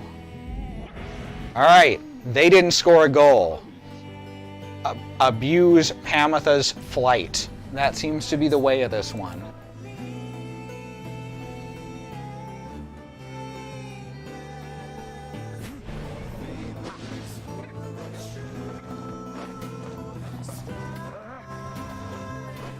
That was actual horse shit.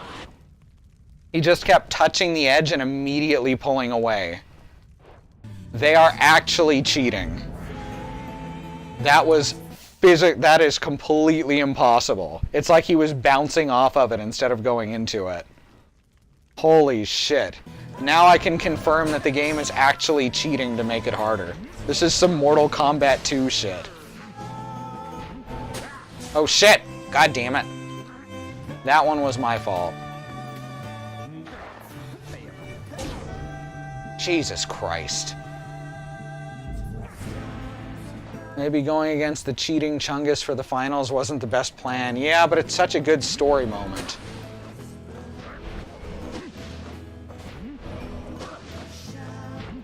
Nah, it's fine. Just go through.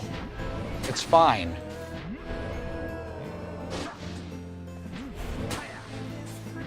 Look at that. There we go.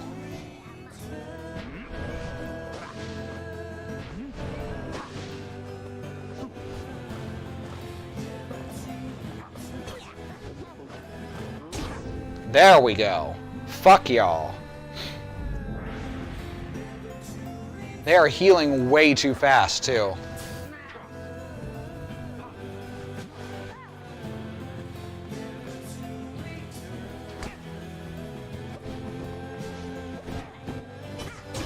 There we go.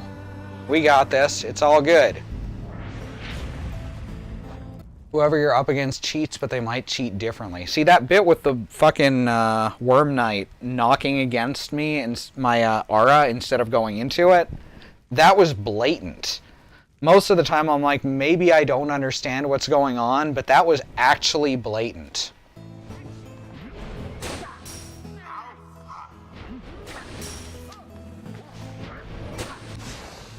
Why, that was all of them. It sure was all of them. Onward thus to greater glory. Almost there. We got it this time, y'all. Vanished. That bloom confuses them so much, and I love it.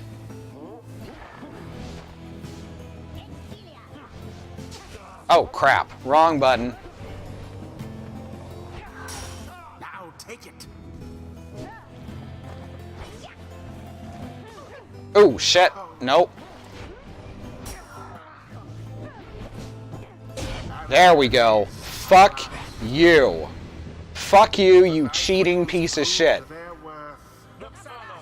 Rather convincingly, I must admit.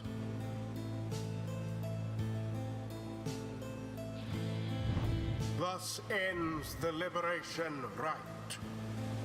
And thus the scribes have chosen.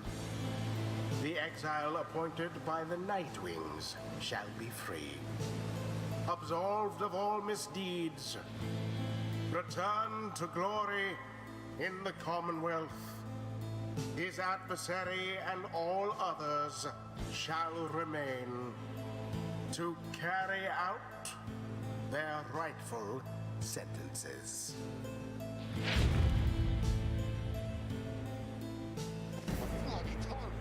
Why, this is an utter outrage! Have you any idea what you've done, you ingrates?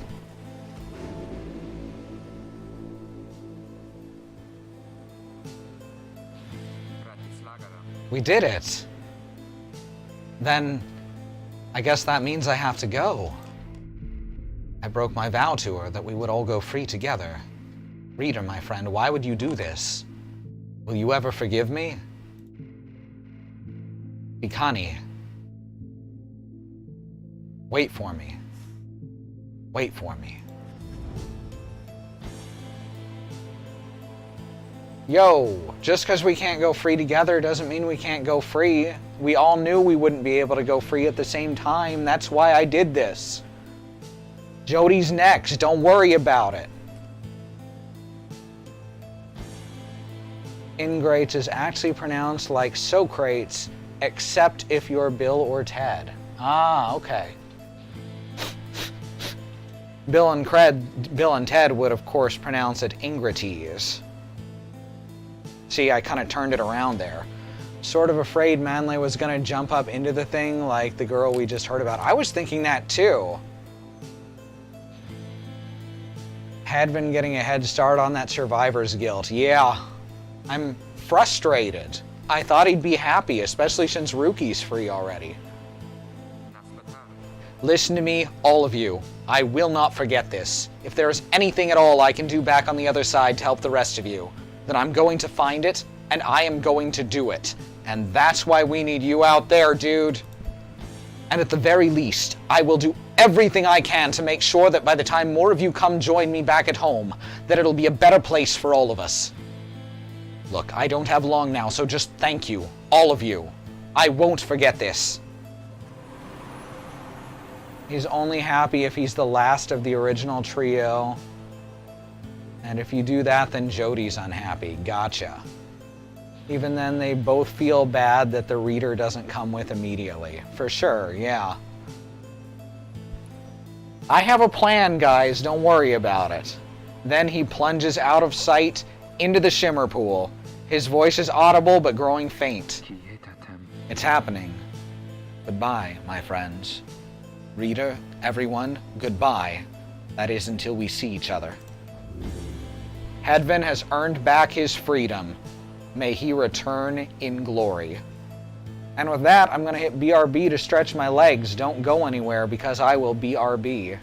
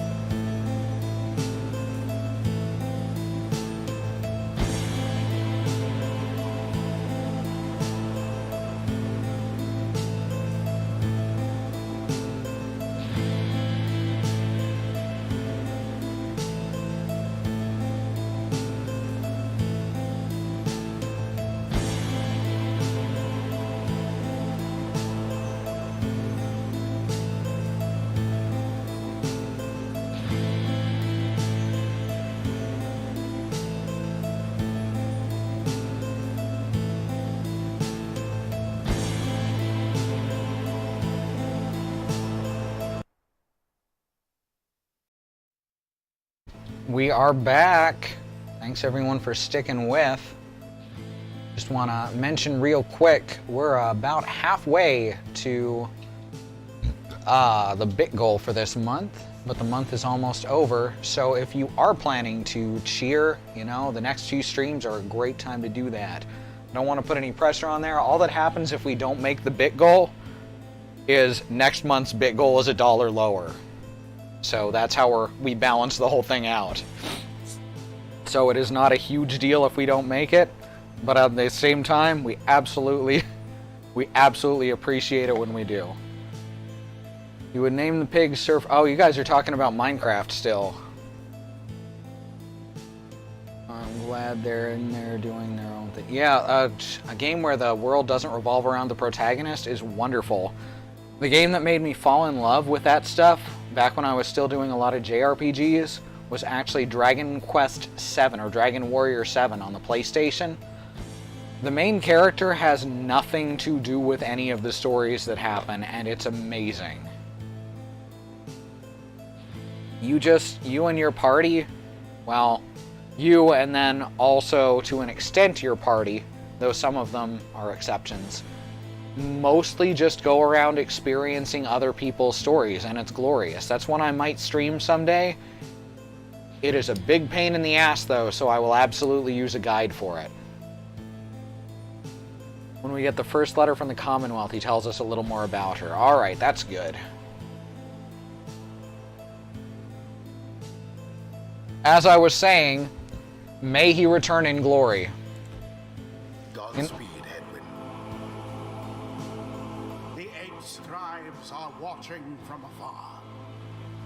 By their grace, may the cycle of the rites keep turning for as long as possible.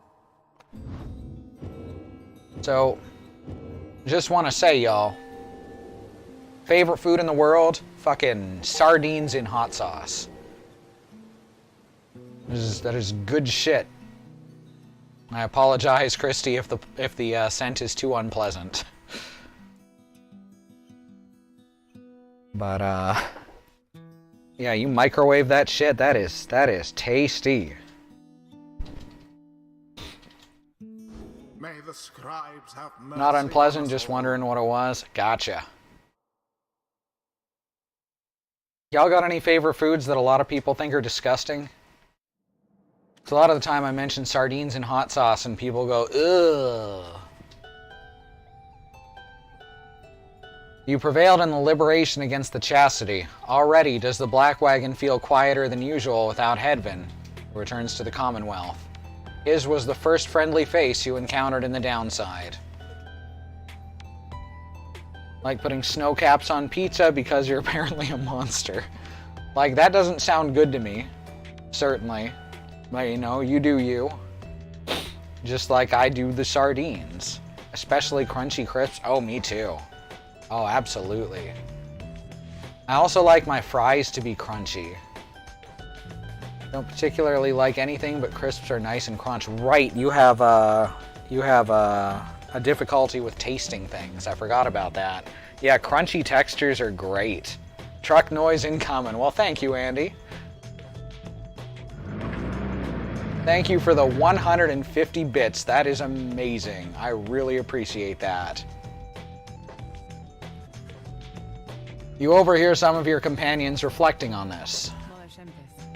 He's gone, just as I was getting to like him too. May his absence spur us on to greater glory. You wonder who, if anyone, among you shall be the next to go. We have but a few such liberation rites remaining. Exactly how many I do not wish to speculate about as yet, until such time as we can better say for certain. Heavily controversial opinion, crunchy is the best texture. I 100% agree with you in most cases. Even with fish, while I do love the sardines that are nice and soft in a can, I also really love breaded fish. Holy shit, crunchy breaded fish is so good. Unfortunately, it's 11:30 here and I need to pass out. We'll catch up on the VOD in the morning. All right, Andy, you got about a half hour left of this to watch tomorrow then. Thanks for coming, Andy. We'll see you later. Under no circumstances would I suggest this is ideal. However, it is opportunity enough that our plan may as yet succeed. Crunchy breaded fish is amazing, right? Although, all of these setbacks, I fear... Volfred trails off and falls silent. Some of the others exchange looks. They're beginning to understand. With the rites soon ending, everything which Volfred has sought, both on his own for many years and now with all of you, all of it may have been in vain. The hush spreads to the others. But not to you. You then proceed to do something that none of them seem to expect. You raise your voice. Each of your fellow exiles turns to you, their expression asking you a question with no easy answer. What are we going to do? As you meet Sir Gilman's gaze, the words for the occasion begin to crystallize in your mind. You're searching to find the right words. Search for the words to say to your fellow exiles, as all your fellow exiles are looking to you now. Interact to consider a different angle. Interact here to consider what... Oh, thanks for the tutorial. We're like 80% of the way through the game and I get a tutorial. That's amazing. Gather your thoughts. All right. You tell them you all have stood together time after time throughout this quest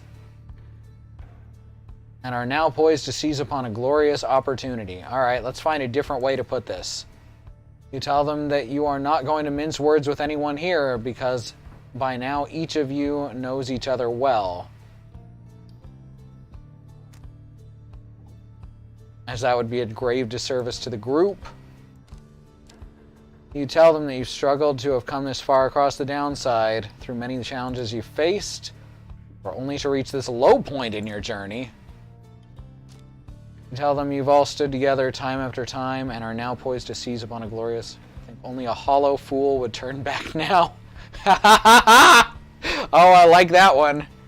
You tell them that you've all stood together time after time throughout this quest and think only a hollow fool would turn back now. Tell them you're not going to mince words with anyone here because by now each of you knows each other well. All right, let's go with that one. There's nothing wrong with having strong opinions on textures. Textures are an important thing with food. None of you pursue this quest with any guarantees. It's a quest you all knew was unlikely to end well. It is clear that not all of you are going to return. Each of you knew this, and surely this has weighed heavily on everyone. Your path to freedom is still laid bare before you all. True freedom is not waiting for you in the Commonwealth. The path is difficult enough without the added burden of despair. None of you pursue this quest with any guarantees. One cannot assume that it would have a happy outcome. It's clear now that not all of you are going to return. Surely this has weighed heavily on everyone. But something far more vital is at stake. You see the imminent conclusion of the rites as a sign. It is a sign that the world is changing. Something more vital is at stake. The disappearance of the stars above can be no accident. You see imminent conclusion of the rites as a sign. It's a sign that the scribes are watching. The stars themselves are shining on for you. You all now have a divine duty to uphold. Glory awaits if you can persevere together. They would spur you on to greater feats. All of what transpired cannot be mere chance. Glory awaits if you can persevere together. Yes, this is a minigame where we choose the right words. And also, except I think no matter what I say, it's just going to have a different effect on everyone. You all stand poised to ensure the world would leave you behind. You would leave behind for your loved ones, for each other, as a world worth living in. As a world worthy of homecoming. For your own sake, for your people. Now is the time to stand and fight the forces that oppose you. For each other. For those who do not fight, for those who live oppressed, to live with purpose. For each other. For all those who shall live on. The world you leave behind for your loved ones, for each other, is a world worth living in. There we go. Feel like we're not going to know the results of our speech until it's on me either. If you can believe any of this, then believe above all in each other. Trust that you may yet prevail together. Believe the plan may be achieved. Trust what your heart is telling you. I like each other. I like trying to bring everyone together. Cannot see the merit in this quest, then you're unfit to stand among the night wings. You're unfit to stand atop the sacred mountain. You're unworthy of the stars. Well, that's asinine. You're unworthy of the raiments and the books. Oh, I don't like this branch. When you look at it that way, which side of the world you end up on is up to you, to each one of you in your own way. You need but see your journey to its end. Whether you achieve your freedom is up to all of you. I mean, that's kind of bullshit. Believe above all in each other. Trust that we may yet prevail together. After a brief period of reflection, you share the one last sentiment with the group. Let us stand together, now and always. Mere distance cannot separate our... Ooh, I like that. The stars have not vanished. They have joined us. That's a good one. Let us bring about the harmony envisioned by the 8 scribes. Meh. The people of the Commonwealth need us as we need one another.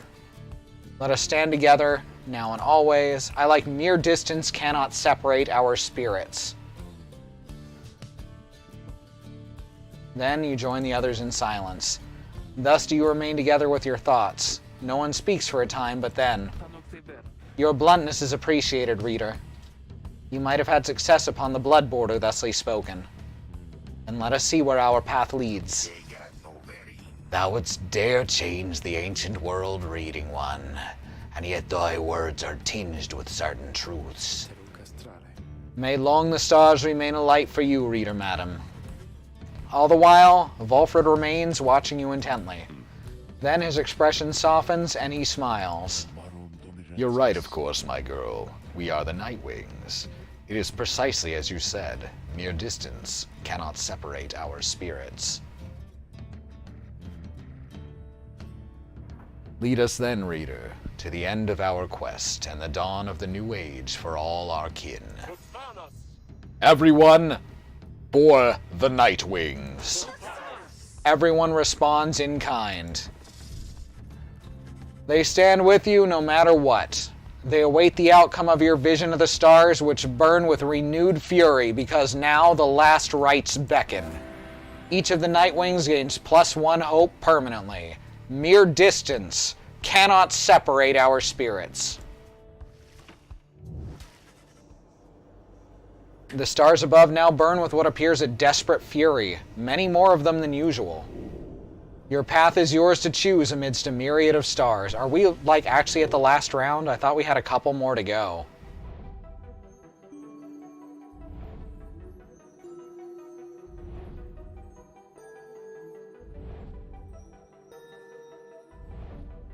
Yeah, this does sound pretty final.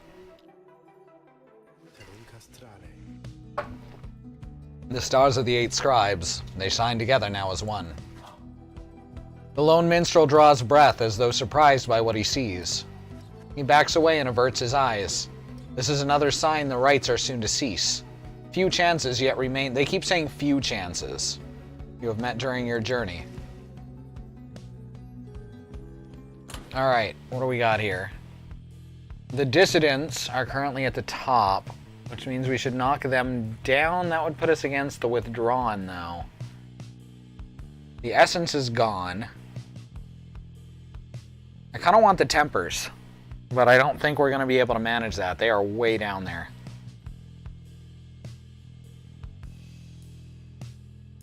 Alright.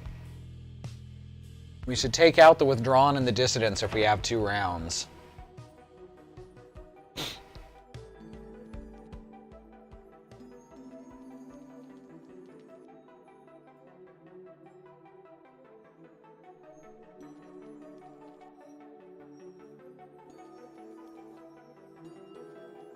Alright, let's go to Jomur, the Dusk Star.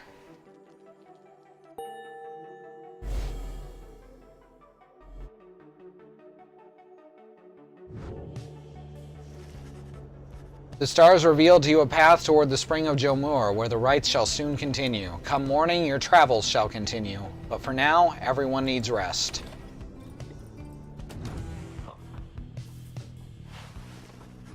Following Hedvin's liberation, you find Volfred smoking at his pipe, his eyes averted.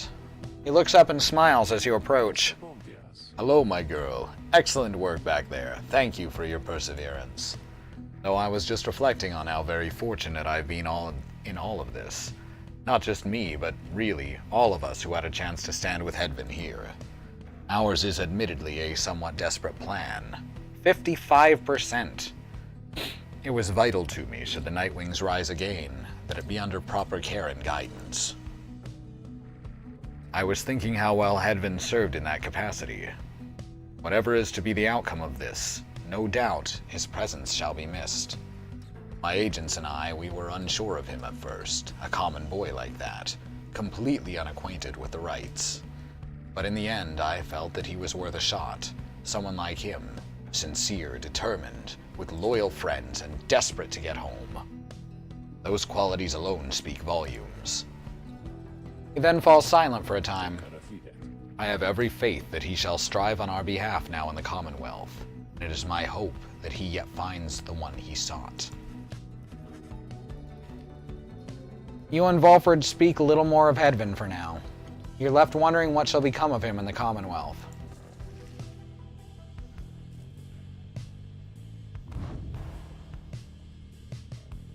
Alright, we have 6 people left. I want to say we've got at least 2 more shots, but we may not. This may be the last of it. There's no time to return to Moonlight Alcove as before, as the stars already urged you on. Everyone's ready to make haste for the spring of Jomur.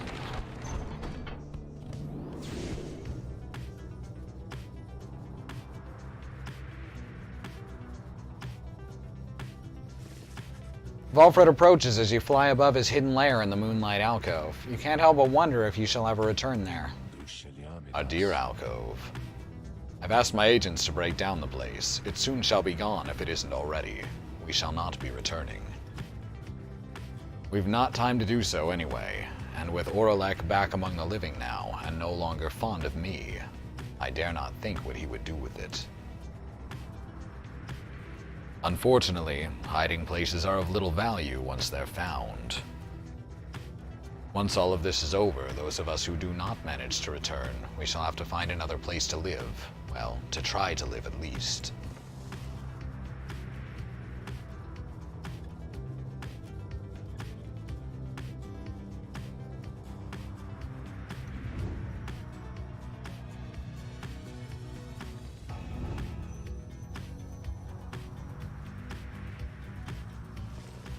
As the wagon soars across the skies above the Waking Wood, you notice Volfred appears lost in thought. You cannot sense straight away what he's thinking. Do not mind me, reader. It is simply that being here in the vicinity, it brings back a lot of memories and gives me much to ponder. I hid within those woods for many, many years, making preparations for our plan. I cast aside my raiments and became untraceable. There I waited for the plan to germinate, so it means a lot now to be here above this place at last. Quite the view, wouldn't you say, my girl?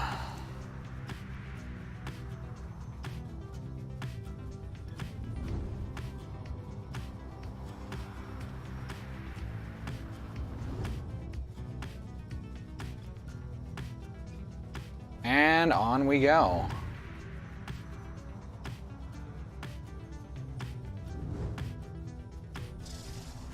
Bertrude slithers up to you as the black wagon passes through the skies above her former abode.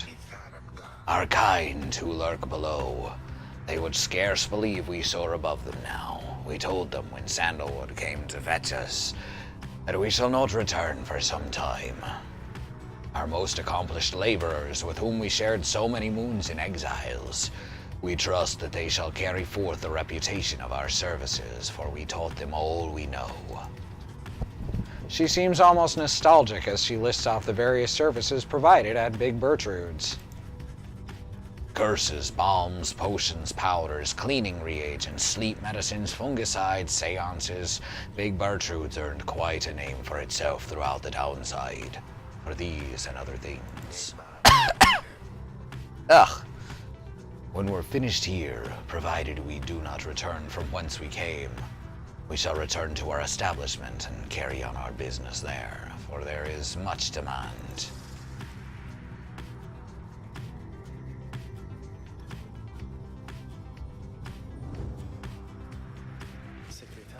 The spring of Jomor has always flown forth from the crust carapace of Biolanthius, the hive titan vanquished by the scribe Jomor Manymane, the legend of whose demise is a rather sordid tale. Perhaps you've already read it in the book. Not all believe the book exists, of course, nor the greater titans, nor the rites. I've encountered exiles believing that this titan perished quite by accident rather than by a cunning trap laid for it by Jomor Manymane. They took the titan for a common beast. Perhaps the stars shine down out-of-the-way locales such as this to ensure that they alone shall witness the proceedings. Fall flat for Volfred, or glue hive, bearing word of your adversary Barker. Alright, let's go with that one.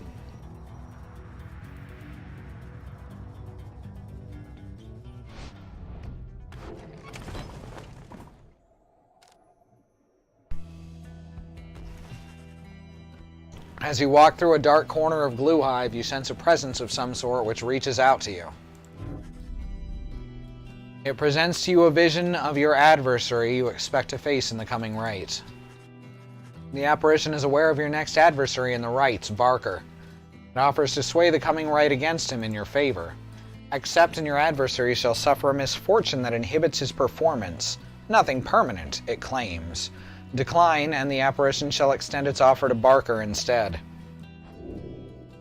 We're going to decline. No, we're not going to cheat. You thank the apparition for its generous offer, but decline, choosing your words with care. The apparition makes no response you can discern. Then it shimmers and is gone. You attempt to set your mind at ease as you return to the Black Wagon to pursue your vocations. Prisoner's dilemma, exactly.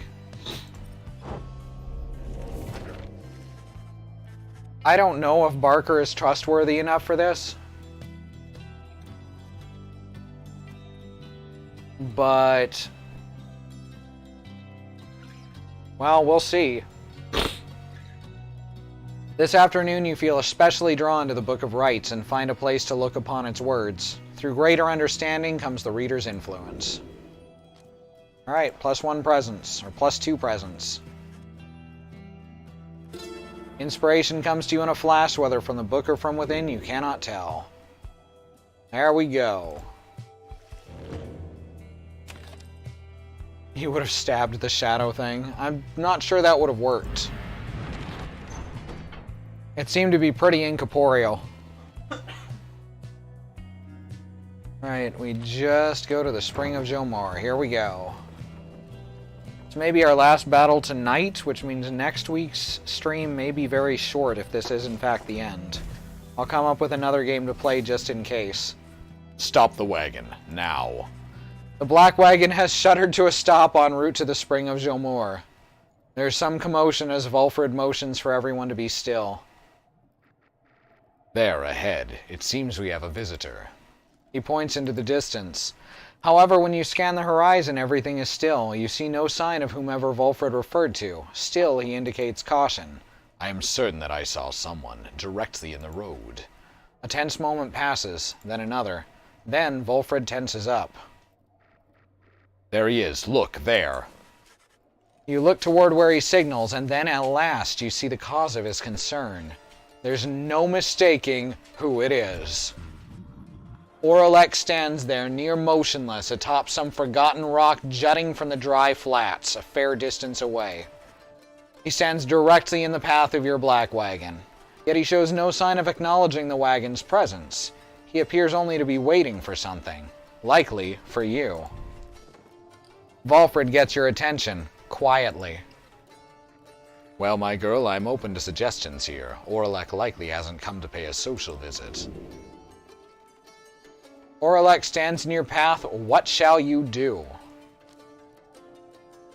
I say we hail him. What do you guys think? We can press forward and see if he wants to get out of the way. We can turn back, because confrontation outside the bounds of the rites is forbidden and Orlek ought to be avoided. Or hail him, aka hail him. Very nice. Okay, but what are the odds that Orlek has come to pay a social visit? I'd say about 6 to 1 against.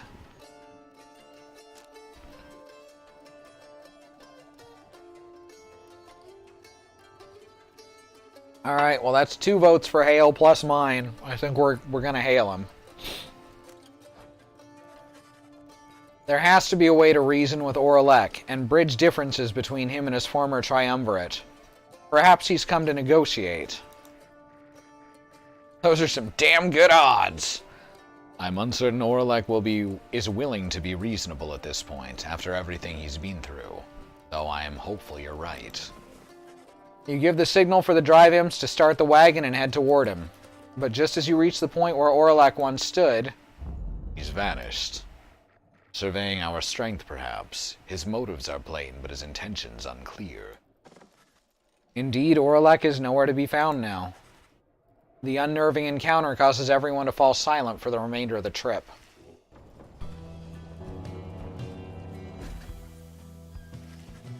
Your wagon finally arrives in the spring of Jomur, where still there's no sign of Orlek or your next adversaries for that matter. Your companions organize a quick search about the premises, leaving you to watch the wagon until the rites commencement.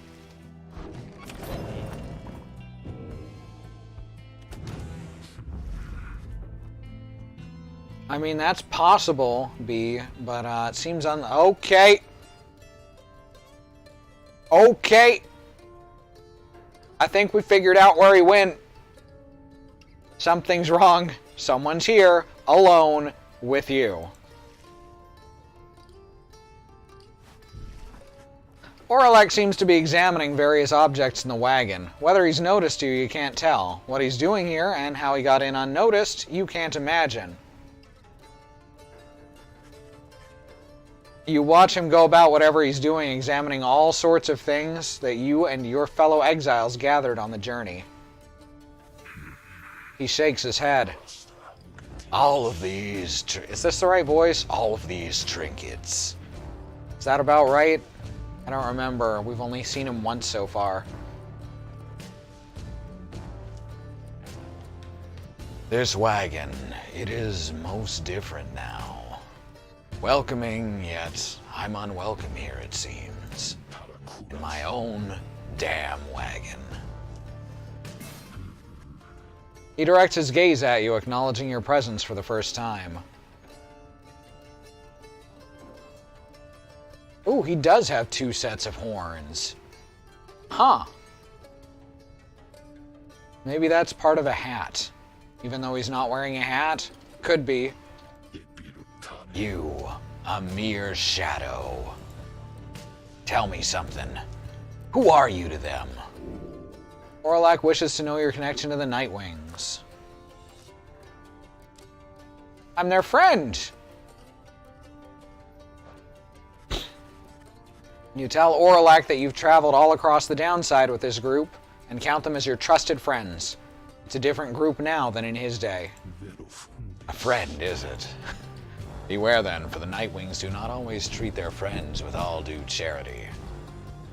Relay to them a message for me, Shadow. Tell them, I shall have my night.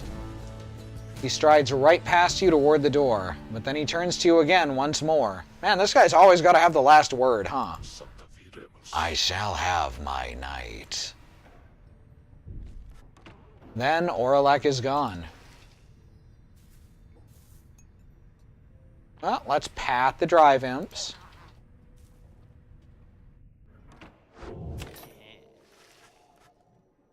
Several of your companions return as you exit the wagon. You explain what happened. However, none of them saw Orlek. I believe you, my girl. Orlek, he is unwell. It's good you did not come to harm. Now let's make sure the same can be said of the wagon. You and the others conduct an exhaustive search in and around the black wagon for any signs of objects missing or tampered with, as well as signs of damage or foul play. The search yields nothing.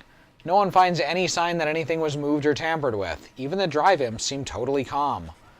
The incident leaves you questioning whether your recollection of what happened. Just threw an extra word in there. You try to clear your mind, for the rite is soon now to commence. Hey guys, come on in! Say, now whatever happened to that Smiley Edmund guy? Did he really get out of here like I've been hearing, or what? Oh, what's this? Typhoon bottle. While the bearer's triumvirate is banished, adversaries are slowed and cannot use it. That's super good. That's super, super good. Do we have enough stuff to sell? Gull's Bracer and Solium's Horn we could sell together. Let's definitely sell Gull's Bracer. We should put the Typhoon bottle on someone because that would prevent goals while, can't even sell back the cursed stuff. Well, this is the less useful of the two. I don't think either of them are going to use their cool stuff. Alright, here we go. Thanks, guys! Oh, I meant to actually buy that, didn't I? God, what are you guys doing back here already? There we go, Typhoon bottle.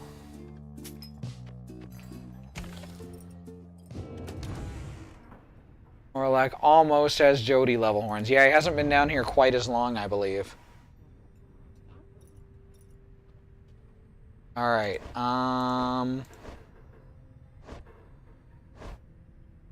I suppose Faye should come into this one, Birdie should come into this one, and Gilman should come into this one. Let's see, what's Faye got? Oh, right, that's the one that's allowing her to just tear shit apart. We can't put it on anyone we're using in this one, so we'll just wait. See if it comes in use later. Time to commence some rites. Once more, you have returned to the Spring of Jomur. You and your companions stand ready beneath a still night sky, awaiting the commencement of the rites. You overhear some of their words to one another as you await the signal in the stars. Our adversaries are to be the dissidents, then. Let's make short work of them. Just then you observe a glint of starlight that begins to shine above, and your companions soon fall silent. So I guess Barker didn't accept the offer? Unless it's going to be revealed at the very last second.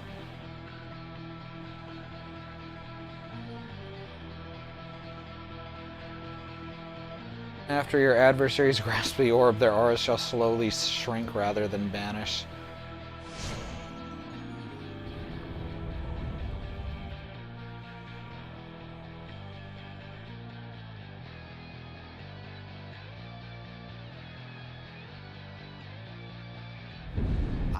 The infamous Reader returns, along with her remaining retinue of miscreants. You managed recently to rid yourself of yet another one. Your adversaries, the dissidents. As with you, they must be very desperate for their freedom. They shall not make it any easier from here. And here we go. Really want it to crescendo into a crazy, intense, bassy, heavy metal track. Sounds like fun. Smell that, mates! Looks like we're gonna have to take this one a little serious this time. That's right, 'cause they ain't got Greentail clogging up their ranks no more. He's back home now with his dear old mum where he belongs. The right time you Nightwings dumped that deadbeat. Gotta have some standards after all. Just the same, we're gonna stomp you to the ground. Get ready! Still gotta be a jerk-ass, huh? Your triumvirate. There we go, let's get Faye in there. And Fucking... let's actually toss in Volfred. Volfred. Even if he does get sick afterwards, we'll be fine. It's only for one match. Ooh, let's toss in Jodariel. She might actually hit rank 5. Jodariel. Plus she gets Enduring Flames. I can see Barker making it in political office. Yeah. Prepared as ever. Sorry, prepared as ever. Been itching for another go. Let's have it, mates. Tear 'em to shreds.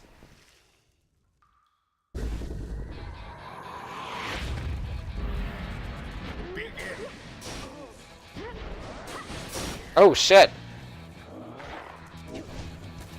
Nope. Not happening.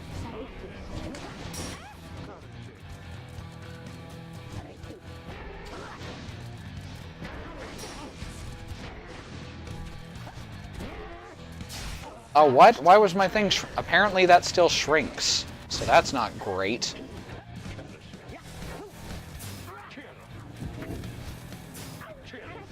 Yeah, you run away.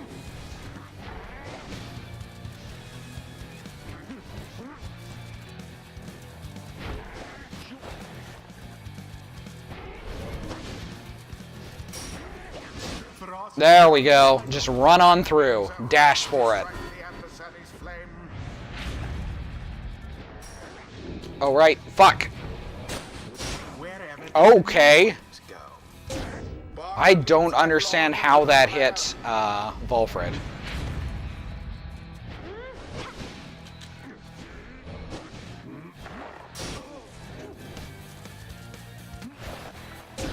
Oh, horse shit.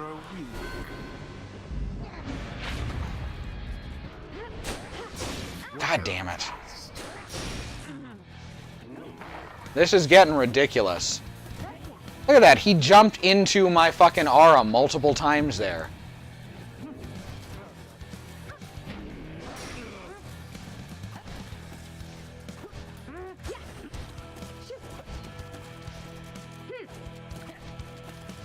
There we go. I can't land in people's auras, I die instantly.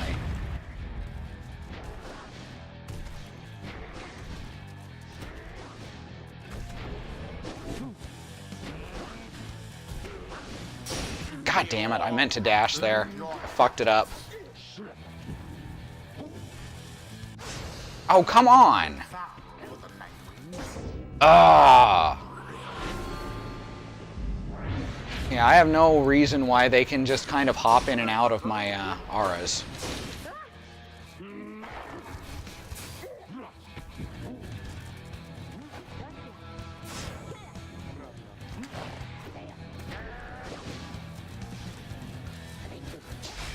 Oh, I was teleporting.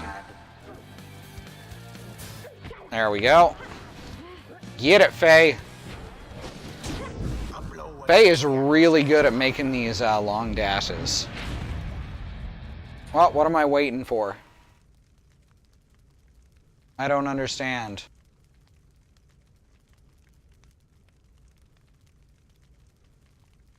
Didn't the hologram say they'd offer Barker a cheat? Yes. But they said that something would befall us, not a bonus would be given to Barker.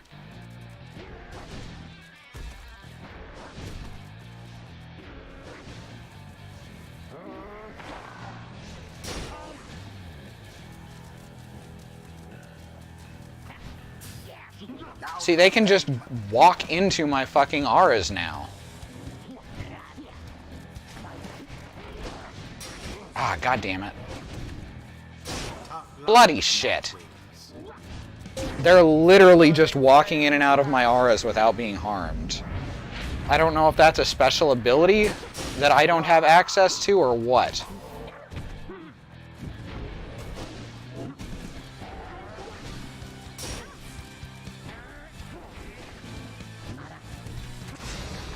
Huh? Like that. I have no reasoning. I have no idea why that happened.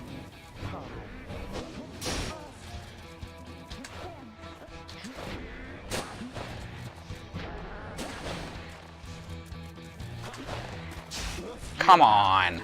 Better than that. Ah, All of the night wings back. You left yourselves wide open. you're really gonna make us... You're really gonna make us work to this, right, mate? Well then, we got our work cut out for us.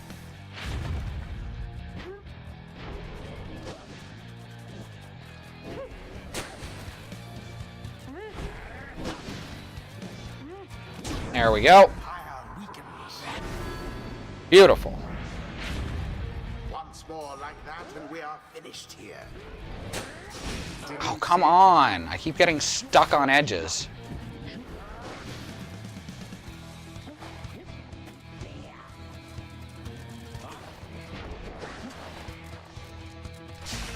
Oh, fuck's sake.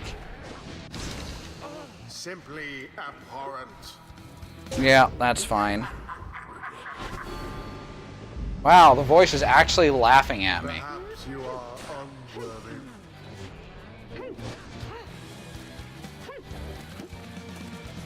Ah, damn it.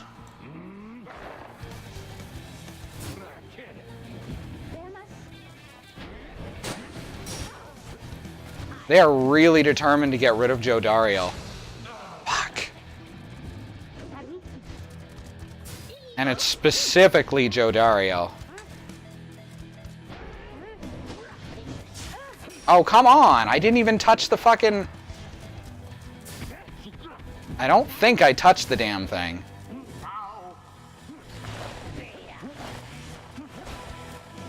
Oh. Damn it.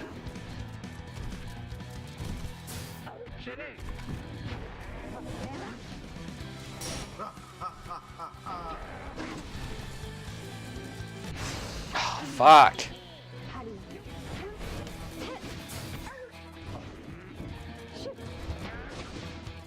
This is basically phase round, start to finish. Fine, yes, the Nightwings did prevail. Oh my god, clip that entire match. There was so much shit going on there. Holy crap. Thus end this night's proceedings. They danced in and out of my auras. They could run right through my auras. At least they didn't just bounce off the edge like the last one. Oh, fuck. Blah, what happened back there, mate? We'll have your eyes for this. Bask now in the wisdom of the scribes. Achievement unlocked, Master of the Rites. The Rites would have me think that I would have nothing left to learn. Whether that be a falsehood or a contradiction, I am yet uncertain. Nonetheless, I shall press on, for the limits of my mastery always have exceeded my grasp, and I expect they always shall. So we can either get +4 presence, or Double Rush, which I think we're going to grab Double Rush, because that would have been super good there. Praise be to Solium Mur.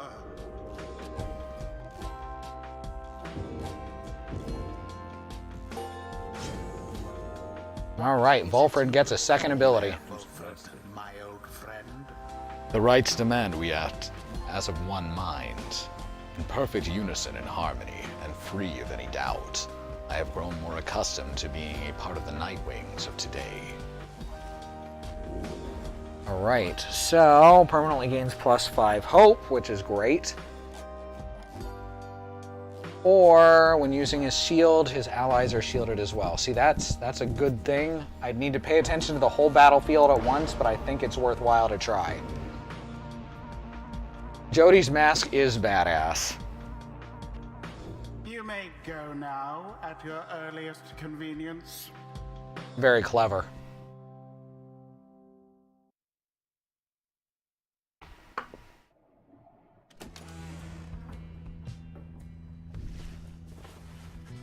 Back at the Black Wagon, you find the lone minstrel examining your fellow exiles after they thwarted the dissidents in a close contest. It is plain to you that none of them look well. The lone minstrel notices you there and turns to you. Reader, the faster turning of the cycle of the rites has put a strain on everyone. We have multiple cases of banishment sickness this time. It's fortunate your other companions are available to conduct the coming rite, because I fear that this group here requires rest. You bid Faye a swift recovery, and she nods weakly in response. You exchange a look with Jodariel, who seems exhausted after the last rite. As for Volfred, it's clear that he wishes to be left alone right now. You leave the lone minstrel to look after them and turn your attention to the stars that remain shining in the dark outside. Well, damn.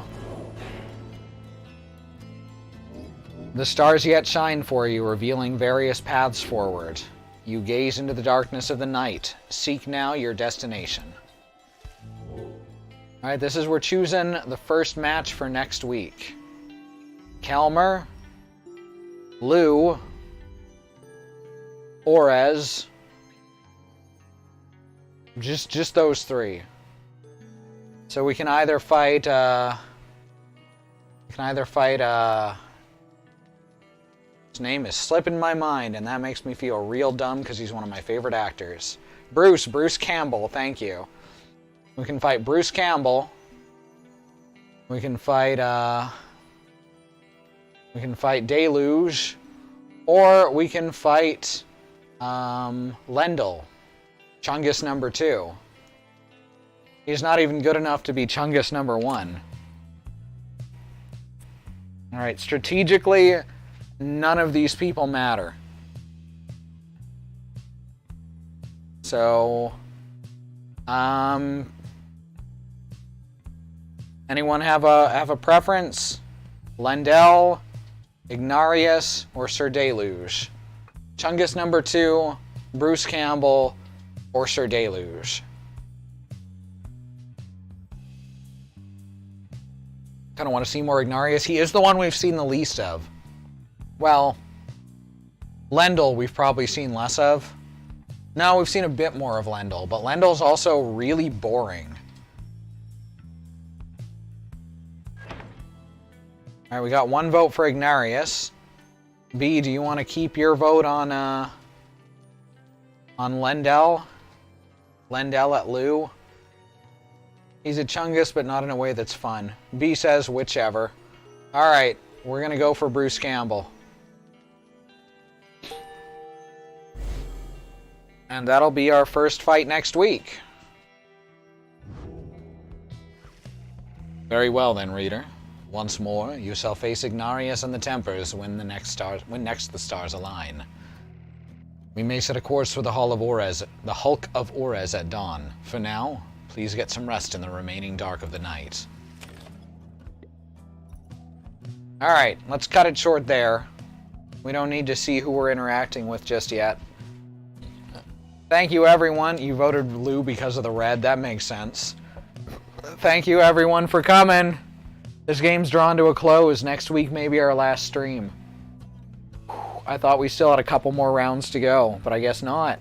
That's why they say it's full of hard choices. Let's see. Let me go over the... Honestly, time for me to get some rest in the remaining dark of the night. I hear that. If you don't want to stick around for the outro, that's totally fine, and we'll see you another day. Tomorrow's our community day. Got some Minecraft lined up with Alice and Christy. That's always a ton of fun. Thursday will be Alice. She has not had the energy to continue sorting the bricks for the bootleg Lego, so she may play something else. We shall see. Friday will be Katie doing more of Goodbye Deponia. She may finish Goodbye Deponia, in which case, after that, she'll start on Deponia Doomsday, which is the true ending to the series.